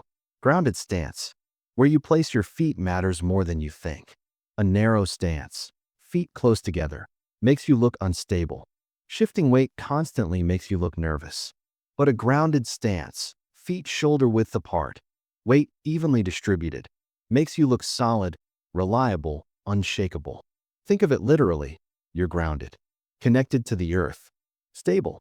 From that stability, your words have a foundation. Eye contact. In person, eye contact is perhaps the most powerful presence tool. It communicates confidence, honesty, and engagement. The key is to make eye contact feel natural, not aggressive. Hold someone's gaze for 3 to 5 seconds before moving to another person. Don't stare, connect. There's a difference. For audiobook listeners, obviously eye contact doesn't apply directly. But here's the equivalent. Speak as if you're looking directly at one person, not addressing a crowd, talking to an individual. That intimacy translates even through audio. Your 60-second voice practice. Here's a daily practice that takes 1 minute and transforms your vocal presence. Step 1. 15 seconds, 3 deep belly breaths. Feel your diaphragm expand. Step 2. 15 seconds, hum gently, feeling the vibration in your chest. This warms up your vocal cords and finds your natural resonance. Step 3. 30 seconds, say this sentence out loud, slowly, with a pause between each phrase. I speak with confidence because my words carry weight and I mean what I say. Drop your pitch at the end of each phrase. Feel the silence between phrases. Resist the urge to rush. Do this every morning. Do it before important conversations. Do it in your car before walking into meetings. Within weeks, your default voice will shift. You'll sound like someone who knows where they're going because you'll have trained your instrument to reflect it. The presence paradox. Here's something counterintuitive. The more you try to project presence, the less you have. Presence isn't performed. It's released. When you're genuinely comfortable, genuinely grounded, genuinely connected to what you're saying, presence happens automatically. It's the natural expression of alignment between your inside and your outside. So the real work isn't learning to perform confidence. It's removing the barriers that prevent your natural confidence from showing. The nervous habits, the shallow breathing, the rushing, the fidgeting, these are static. Remove the static, and what's left is presence. You don't need to become someone else. You need to stop hiding who you already are. What's coming next? You now understand the physical dimension of leadership communication. You know how to use breath, pitch, pace, and pause. You understand executive presence and how to cultivate it. But there's a question we haven't addressed yet. What's the line between influence and manipulation? Chapter 8 explores the ethics of persuasion. How to influence without manipulation. How to move people without deceiving them. How to use your new communication power responsibly. Because the ability to influence is a tool. And like any tool, it can build or destroy. The difference is in who wields it and why. Let's make sure you wield it wisely. Chapter 8. Influence without manipulation. Let's address something directly. By now, you've learned powerful techniques. You know how to speak with confidence, how to command respect, how to navigate difficult conversations, how to use your voice and presence to create impact. These skills are tools. And like any tool, they can be used to build or to destroy. A hammer can build a house or break a window. A knife can prepare a meal or cause harm. The tool isn't good or evil. The intention behind it is. So here's the question this chapter must answer. What's the difference between influence and manipulation? Where's the line? And how do you stay on the right side of it? This matters because the world is full of communicators who use these exact techniques for exploitation. Cult leaders, con artists, deceptive salespeople, toxic managers. They speak with confidence too. They command attention too. They know how to make people feel things too. The difference isn't the technique. It's the intent, the transparency, and the respect for the other person's autonomy. This chapter of the Talk Like a Leader audiobook is about how to influence people ethically. Not influence that tricks. Not influence that exploits. But influence that serves both you and the people you're leading. Because true leadership isn't about getting people to do what you want. It's about helping them see what's possible and choosing it freely. The manipulation test. Let's start with a simple test. When you're trying to influence someone, ask yourself 3 questions. Question 1. Would they still agree if they knew everything I know? Manipulation often depends on information asymmetry. The manipulator knows something the target doesn't and exploits that gap. Ethical influence operates in the light. You share relevant information. You don't hide inconvenient facts. You trust the other person to make a good decision when fully informed. If your influence only works because you're withholding something, it's not influence. It's deception. Question 2. Am I respecting their right to say no? Manipulation removes choice. It uses pressure, guilt, fear, or confusion to make no feel impossible. Ethical influence preserves choice. It makes a compelling case, but ultimately respects the other person's autonomy. If they choose differently than you'd prefer, you accept it because their right to choose matters more than your preferred outcome. If your influence only works because saying no feels impossible, it's not influence. It's coercion. Question 3. Does this serve them too, or only me? Manipulation is extractive. It's about getting what you want regardless of impact on the other person. Ethical influence is mutual. It recognizes that sustainable influence creates value for both parties. When you influence someone ethically, they're better off for having been influenced, not worse. If your influence only serves you, it's not leadership. It's exploitation. These 3 questions form the boundary. Stay on the right side of all 3, and you're influencing ethically. Cross any one of them, and you've stepped into manipulation, regardless of how good your intentions feel. The story of Elena, the deal that wasn't worth it. Elena was a senior account manager at an advertising agency. She was brilliant at closing deals. Clients trusted her. Her numbers were always excellent. But Elena had a secret technique. When a client seemed hesitant, she'd create artificial urgency. This rate is only available through Friday. We have another client interested in this slot. I can only hold this offer for 24 hours. Sometimes it was true. Often it wasn't. It worked. Clients signed faster. Elena's numbers climbed. Management loved her. Until one day, a client found out. They'd signed a contract under pressure. Elena had told them another client was about to take their preferred media slot. When they discovered, months later, that no such client existed, they didn't just cancel their contract. They told everyone. Other clients. Industry contacts. Social media. In 6 months, Elena went from star performer to cautionary tale. Not because she lacked skill, because she'd confused manipulation for influence. The irony? Elena didn't need the pressure tactics.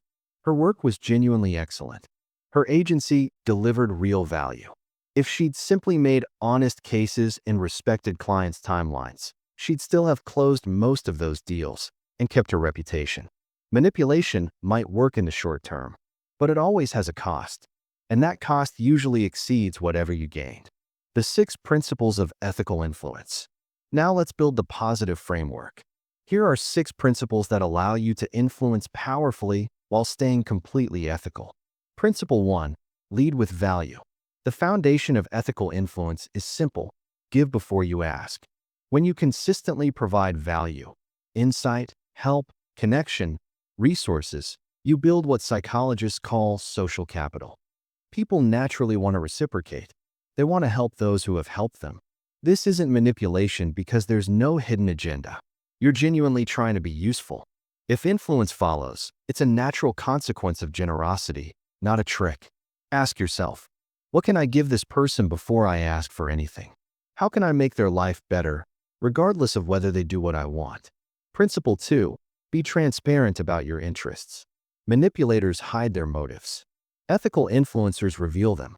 There's nothing wrong with having interests. You want the promotion. You want the client. You want the team to adopt your approach. Having wants doesn't make you manipulative.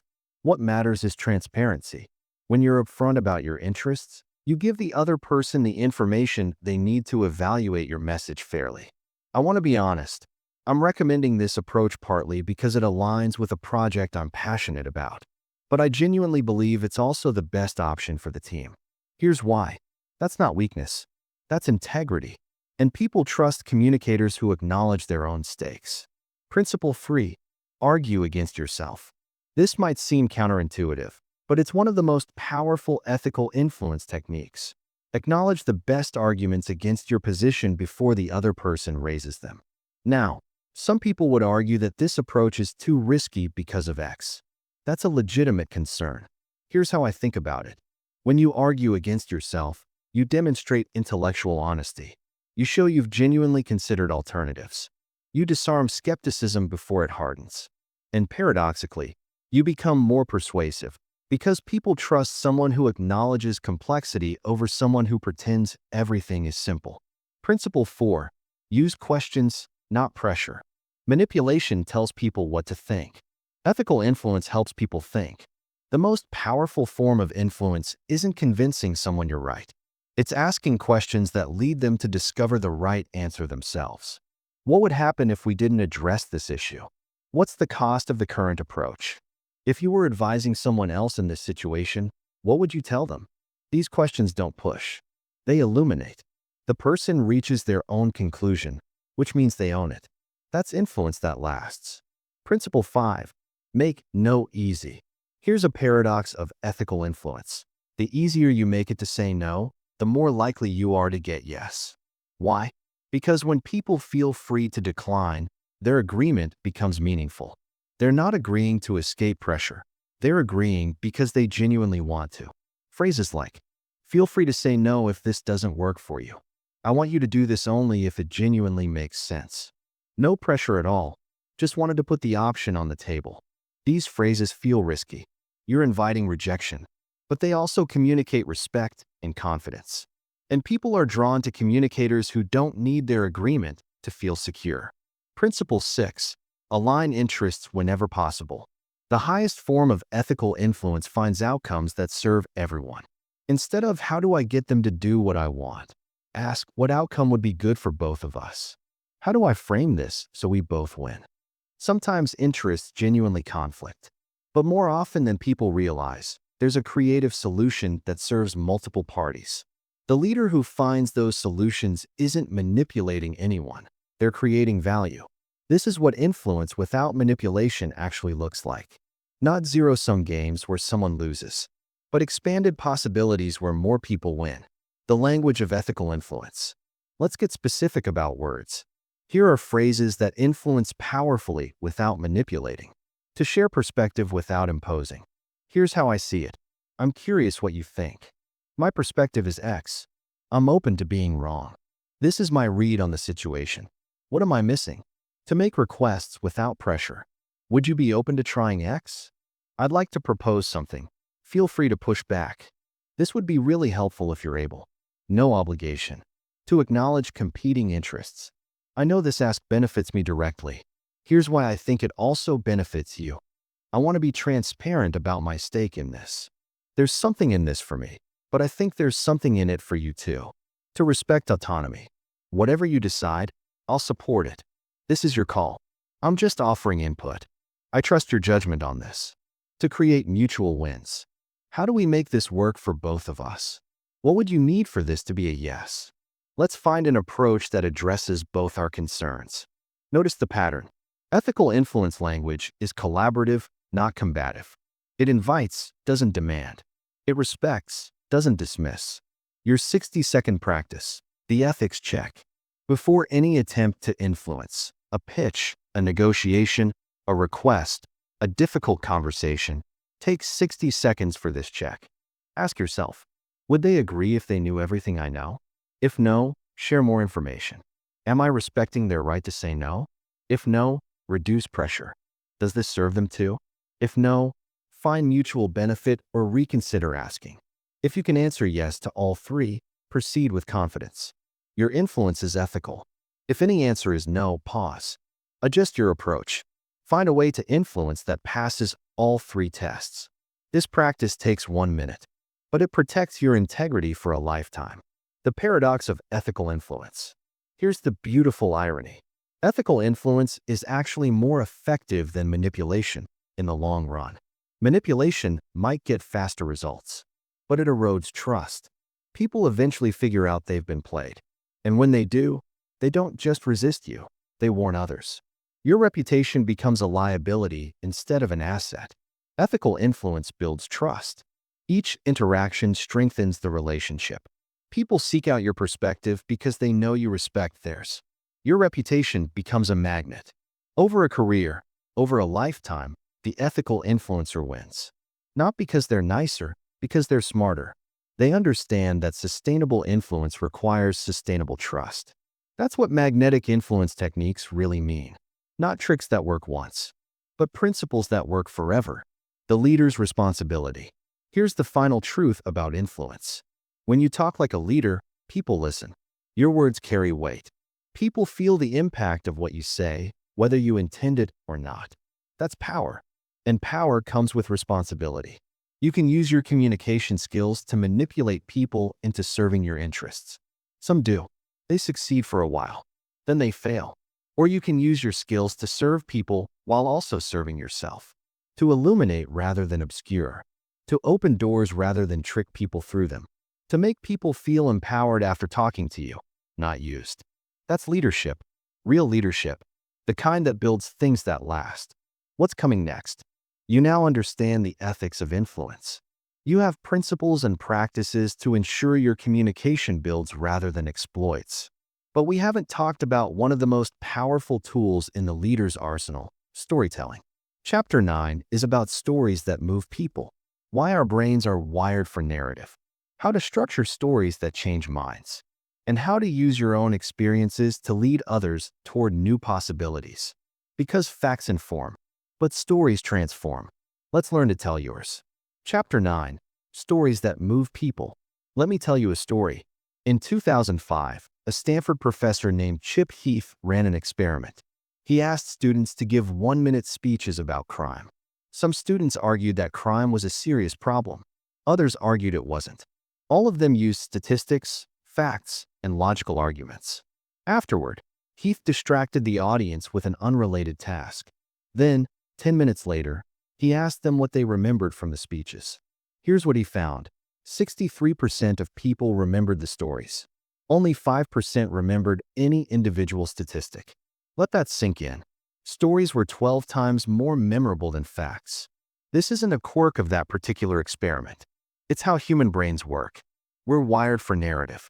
Our ancestors survived by sharing stories around fires, warnings about dangers, tales of successful hunts, lessons wrapped in legend. For hundreds of thousands of years, story was how knowledge traveled. And that wiring hasn't changed. In boardrooms and break rooms, in pitches and presentations, in difficult conversations and daily interactions, stories still move people in ways that data never can. This chapter of the Talk Like a Leader audiobook is about harnessing that ancient power. Not storytelling for entertainment, though that matters too, but storytelling for influence, for connection, for leadership. Because facts inform, but stories transform. And leaders who master storytelling don't just communicate, they create movements. Why stories work? Let's understand the neuroscience. When you present facts, you activate two regions of the listener's brain, Broca's area and Wernicke's area. These are the language processing centers. The listener decodes your words, analyzes your claims, evaluates your evidence. It's a cognitive process, and it invites resistance. When you tell a story, something different happens. Brain scans show that stories activate the same neural regions in the listener that would activate if they were actually living the experience. When your character feels fear, the listener's amygdala fires. When your character achieves triumph, the listener's reward centers light up. This is called neural coupling. Your brain and the listener's brain literally sync up. They're not just hearing your story, they're living it. And here's the crucial part.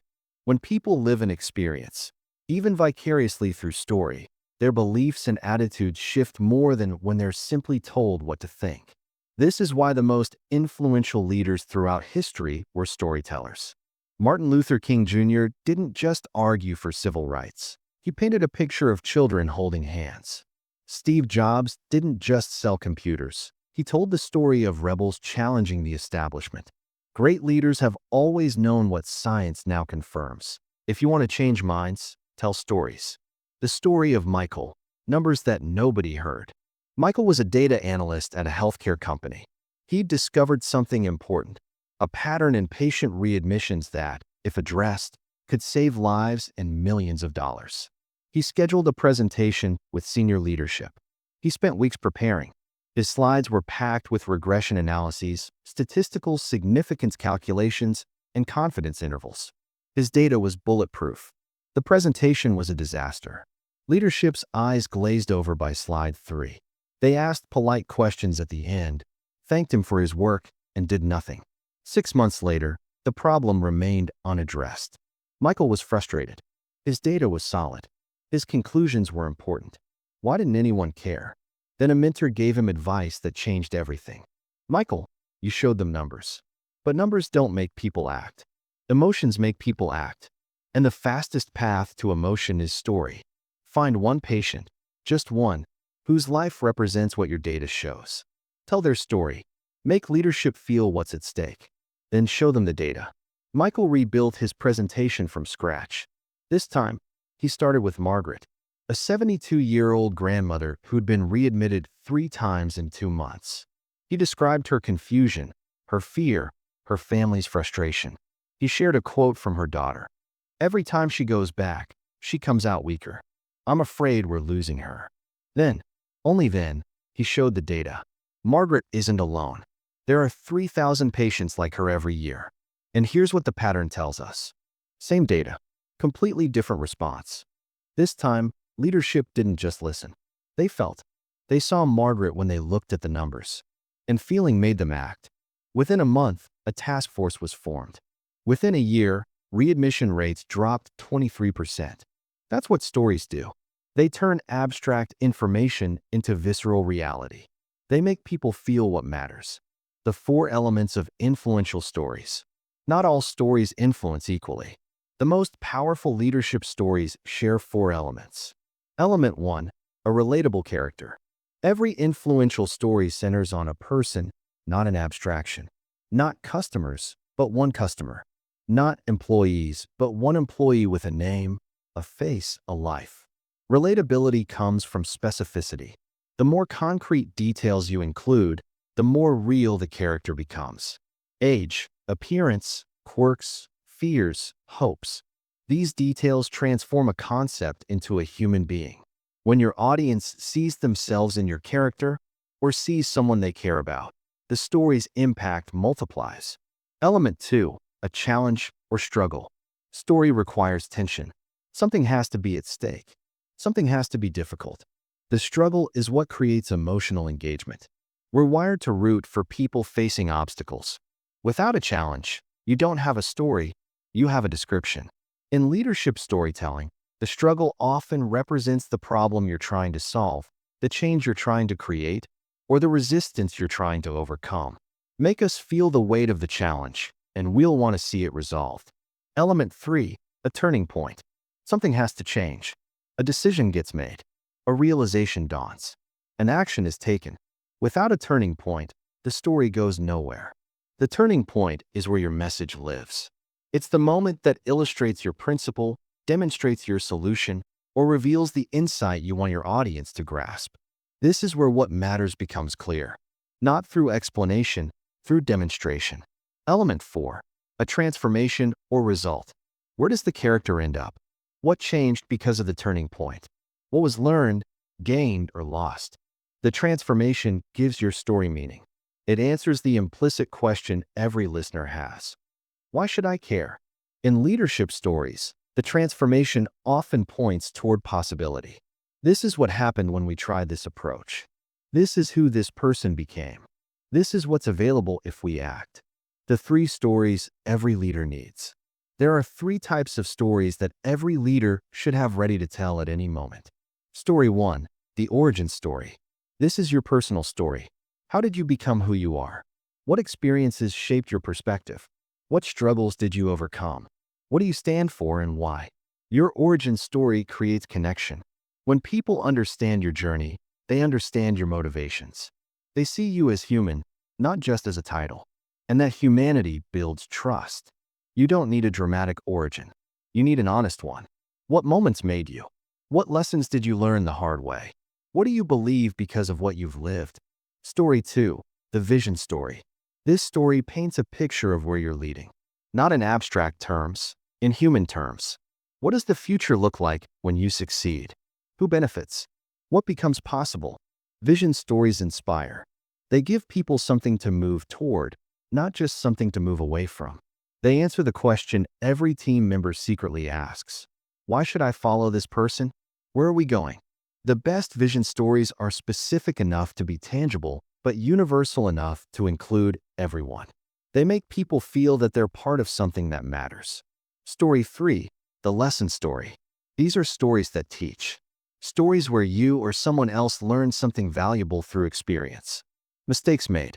Principles discovered. Wisdom earned. Lesson stories are powerful because they deliver instruction without lecturing. Instead of telling people what to do, you show them what happened when someone did or didn't. The audience draws their own conclusions, which makes those conclusions stick.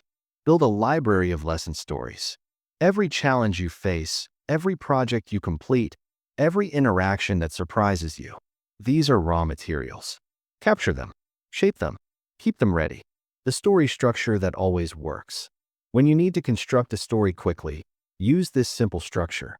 Setup. Who is the character and what's their normal world? Disruption. What challenge or change interrupts that normal? Struggle. What obstacles do they face? What's at stake? Turning point. What decision, action, or realization changes things? Resolution. What's different now? What was learned? This structure, sometimes called the story spine, works because it mirrors how our brains naturally process experience. We understand life as a series of disruptions and resolutions.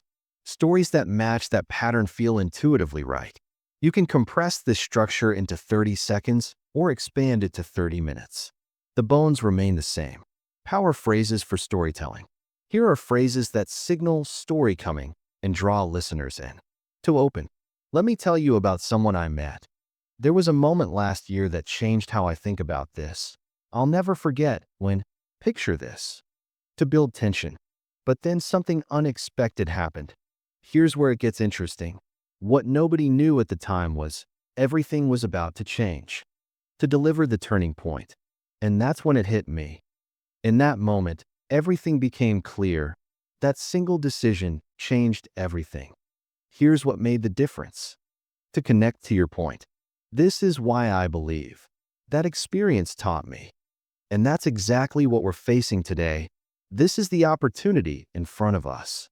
Your 60-second practice, story mining. Take 60 seconds right now and answer this question. What's one challenge you faced this year where you learned something important? Don't overthink it. Just pick one moment. Now identify. Who was involved? What was difficult? What changed? What did you learn? You've just created a story. It might need polish, but the raw material is there. Do this regularly. Mind your life for stories. Because every experience is a potential teaching tool, a potential connection point, a potential moment of influence, if you shape it into narrative. The storytelling leader. Here's the truth about leadership communication. People don't remember your bullet points. They don't remember your data. They don't remember most of what you say, but they remember how you made them feel. And nothing creates feeling like story. When you tell a story, you're not just sharing information. You're inviting people into an experience. You're creating a shared moment. You're building the kind of connection that makes influence possible. That's what makes storytelling essential for anyone who wants to talk like a leader. Not an optional skill, not a nice to have. The foundation of everything else. What's coming next? You've now learned 9 secrets of magnetic influence. You know how to speak with clarity, confidence, and authority. You know how to listen, handle difficult conversations, and project presence. You know how to influence ethically and move people with stories. Chapter 10 brings it all together. It's time to become the leader you've been building toward. To speak like someone who knows where they're going and why others should come along. This is the final step. Let's take it. Chapter 10. Speak like someone who knows. We've come a long way together. Through 9 chapters, you've learned what most people never discover about leadership communication. You understand that words carry weight, and you know how to make yours matter. You've seen that clarity beats cleverness, that confidence is a language before it's a feeling, that commanding respect and demanding it are entirely different things. You've learned to listen like a leader, navigate difficult conversations with frameworks instead of fear, and project presence through voice and body. You understand the line between influence and manipulation, and you've discovered the ancient power of storytelling. But here's the question that matters now. What do you do with all of this? Knowledge without action is just entertainment. You didn't listen to this talk like a leader audiobook to be entertained. You listened because you want something to change. You want to be heard. You want to be respected. You want to lead. So this final chapter isn't about new techniques. It's about integration. It's about becoming the person who naturally speaks like someone who knows where they're going and why others should follow. Because that's what leadership communication ultimately is. Not tricks, not scripts, not performance. It's alignment between who you are, what you believe, and how you express it. The integration principle. Here's something important to understand. You don't need to master all 10 secrets perfectly to transform your communication. You don't need to remember every technique, every framework, every power phrase. What you need is integration. Taking these principles and making them part of who you are, not just what you do. Think about driving a car. When you first learned, you had to consciously think about every action. Check mirrors, signal, brake pressure, steering angle. It was overwhelming. Now, you just drive. The skills are integrated. They happen automatically because they've become part of you. Leadership communication works the same way. At first, you'll consciously apply these techniques. You'll think, am I being clear? Am I using qualifiers? Should I pause here? That's normal. That's necessary. But over time, with practice, these skills integrate. You won't think about speaking with confidence. You'll just speak that way. You won't plan your pauses. They'll happen naturally. You won't strategize about influence. You'll simply be influential. That's the goal. Not to add a layer of performance on top of who you are, but to remove the barriers that prevent your natural leadership from expressing itself. The story of Thomas, the leader he already was. Thomas had been a middle manager for 12 years. Competent, reliable, invisible. He'd watch colleagues get promoted past him. Colleagues who weren't smarter, weren't more experienced, weren't better at the actual work. But they had something he didn't: presence. When they spoke, people listened. When he spoke, people waited for someone else to speak. Thomas tried everything. He read books, attended seminars, practiced power poses in the mirror. Nothing stuck. He felt like he was performing a role he wasn't cast for. Then something shifted. It happened during a crisis. A major client was threatening to leave. The usual leaders were unavailable. Thomas was the only senior person in the room. He had a choice: stay invisible or step up. Something in him chose differently that day. He stood up. He spoke slowly, because there was no time to be nervous, only time to be clear. He addressed the client's concerns directly, because dancing around them wouldn't help anyone. He acknowledged what the company had gotten wrong, because denying it would insult everyone's intelligence. And he laid out a path forward, because that's what the moment required. No techniques, no frameworks, no conscious strategy, just Thomas, being exactly who the situation needed him to be. When the meeting ended, the client stayed. But more importantly, something had changed in how people looked at Thomas. And something had changed in how Thomas looked at himself. What happened in there? A colleague asked afterward. I've never seen you like that. Thomas thought about it, and the answer surprised him. I stopped trying to sound like a leader. I just was one. I said what I actually thought. I stopped apologizing for having an opinion. I stopped waiting for permission to matter. That's the integration moment. When the techniques disappear and only truth remains.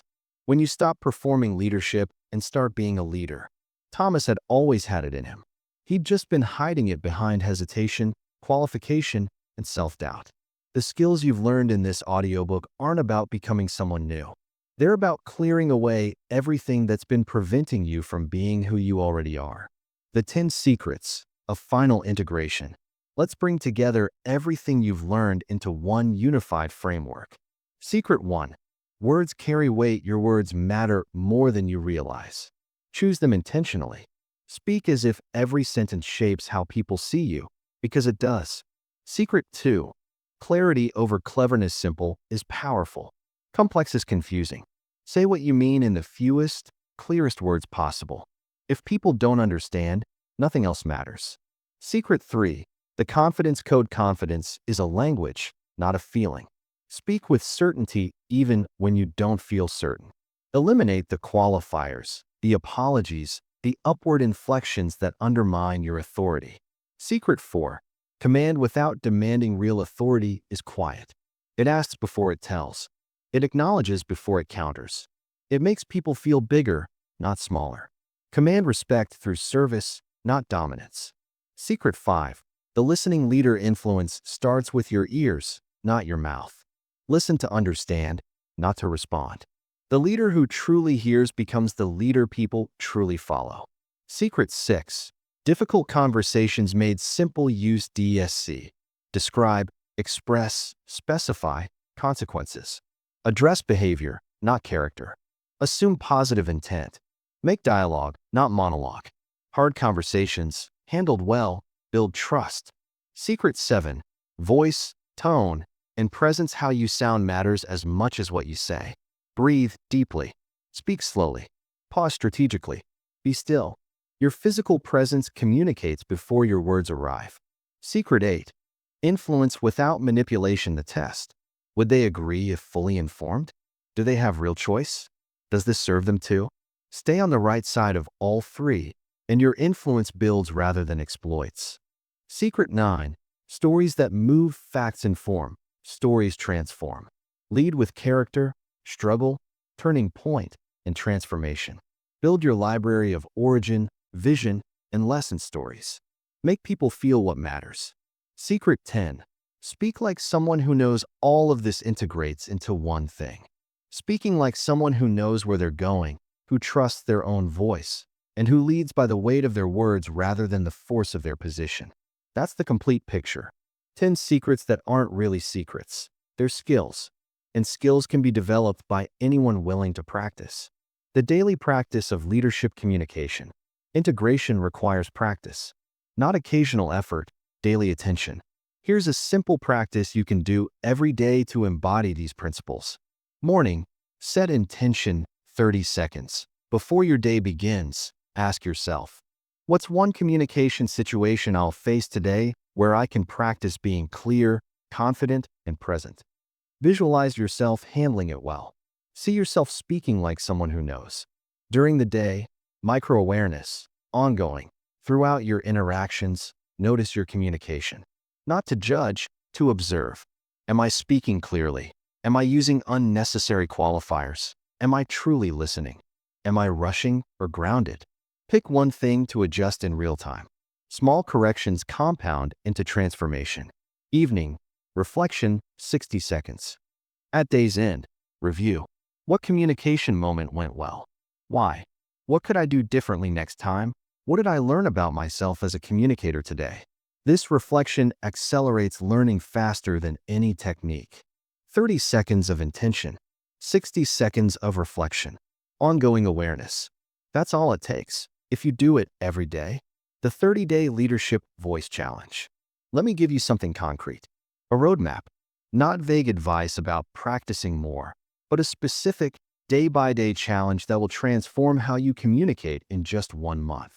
This is the same framework I've seen transform executives, entrepreneurs, and emerging leaders. It works because it's structured, progressive, and focused on one skill at a time. Week 1, the foundation, days 1 to 7. Day 1 through 7 is about awareness. You're not trying to change anything yet. You're trying to see clearly. Day 1, record yourself in a conversation or meeting. Listen back. Count your filler words. Don't judge, just count. Day 2, notice your qualifiers. Every time you say just, kind of, sort of, maybe, or I think, when you actually know, mark it mentally. How many in one day? Day 3, pay attention to your pitch. Are you ending statements with upward inflection? Do you sound like you're asking permission when you're actually stating facts? Day 4, observe your pace. Are you rushing? Where do you speed up? Usually it's when you're uncertain or uncomfortable. Day 5, watch your body. Are you fidgeting? Avoiding eye contact? Making yourself smaller than you need to be? Day 6, listen to how you open conversations. Do you apologize before contributing? Do you minimize before you've even made your point? Day 7, review the week. What patterns did you notice? What surprised you?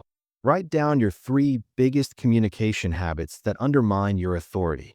This week isn't about perfection. It's about truth. You can't change what you can't see. Week 2, elimination, days 8 to 14.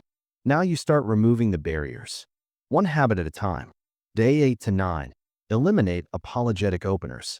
No more sorry, but, or I don't mean to interrupt, but. Just start with your point. Feel the discomfort. Do it anyway. Day 10 to 11, cut the qualifiers in half. You identified them in week 1. Now, before you speak, mentally edit. Remove the unnecessary hedges. Say what you mean. Day 12 to 13, replace fillers with silence. When you feel, rising, close your mouth. Let the pause happen. It will feel eternal. It won't be. Day 14, combine all 3. 1 full day of no apologies, minimal qualifiers, and silence instead of fillers. Notice how different you sound. Notice how differently people respond. This week will be uncomfortable. You're breaking habits that might be decades old. But discomfort is the price of growth. Pay it. Week 3, construction, days 15 to 21. Now you build the positive habits. Day 15 to 16, practice breath support. Before every important conversation, 3 deep belly breaths. Speak from your diaphragm, not your throat. Feel the difference in resonance. Day 17 to 18, work on pitch placement. Drop your pitch at the end of statements. Not artificially deep, just grounded.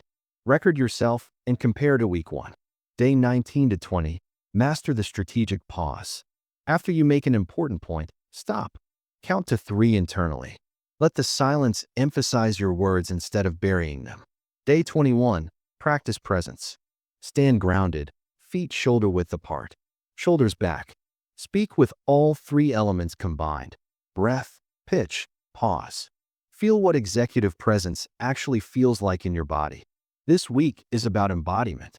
These skills need to move from your head into your muscles, your breath, your automatic responses. Week 4. Integration, days 22 to 30. The final week brings everything together. Day 22 to 23. Have one difficult conversation you've been avoiding. Use the DSC framework. Notice how having a structure makes hard things easier. Day 24 to 25. Tell a story in a professional context. Use the story spine. Watch how people engage differently when you lead with narrative instead of data. Day 26 to 27. Practice active listening in every conversation. Full attention. Reflect back what you hear. Ask questions that help others think better. Notice how your influence grows when you talk less. Day 28 to 29. Put it all together. Enter conversations with intention. Speak with clarity and confidence. Listen deeply. Handle any difficulty that arises. Be present.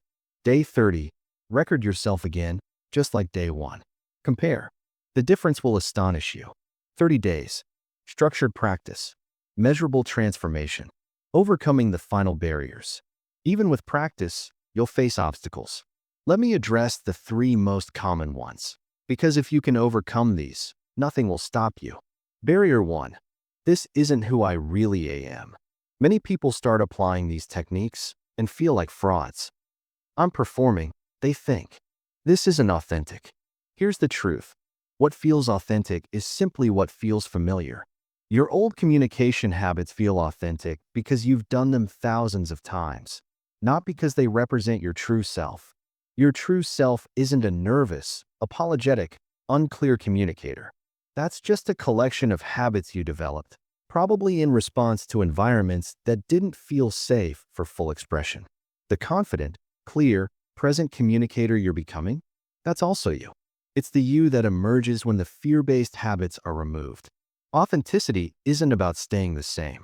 It's about alignment, expressing your internal reality externally without distortion. These techniques don't add a false layer. They remove the false layer that's been hiding who you actually are. Barrier 3. My environment doesn't support this. Some people work in cultures where speaking up is punished, where confidence is seen as arrogance. This is real. But even in difficult environments, the principles work. They just need to be applied more gradually. Start small. Remove one qualifier at a time. Pause slightly longer than usual. Small changes, consistently applied, shift how people perceive you. And as their perception shifts, the environment becomes more receptive. Sometimes, the leader who transforms their communication becomes the person who transforms the culture, not by demanding change, by modeling it. The compound effect. Small improvements, compounded daily, create massive transformation over time. If you improve your communication by just 1% each day, after 1 year you're not 1% better. You're 37 times better. That's compound growth. But the reverse is also true. Neglect practice, and you slide backward.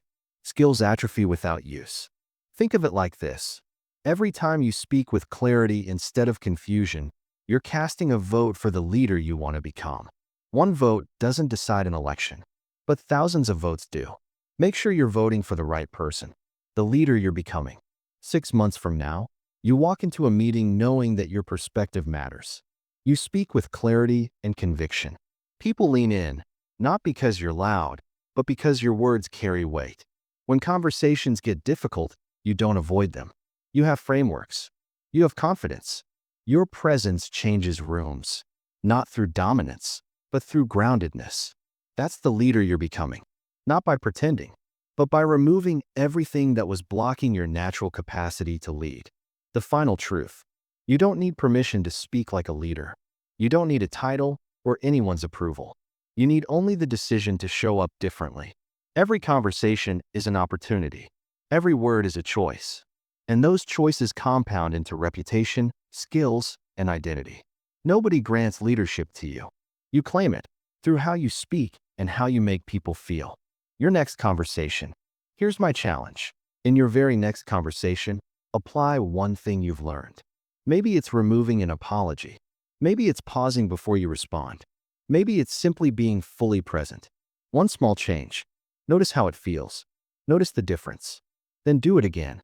and again, because transformation happens in daily choices, in moments of awareness, in the decision, repeated thousands of times, to show up as the leader you know you can be. Your words carry weight. Make them count. Now go speak like someone who knows.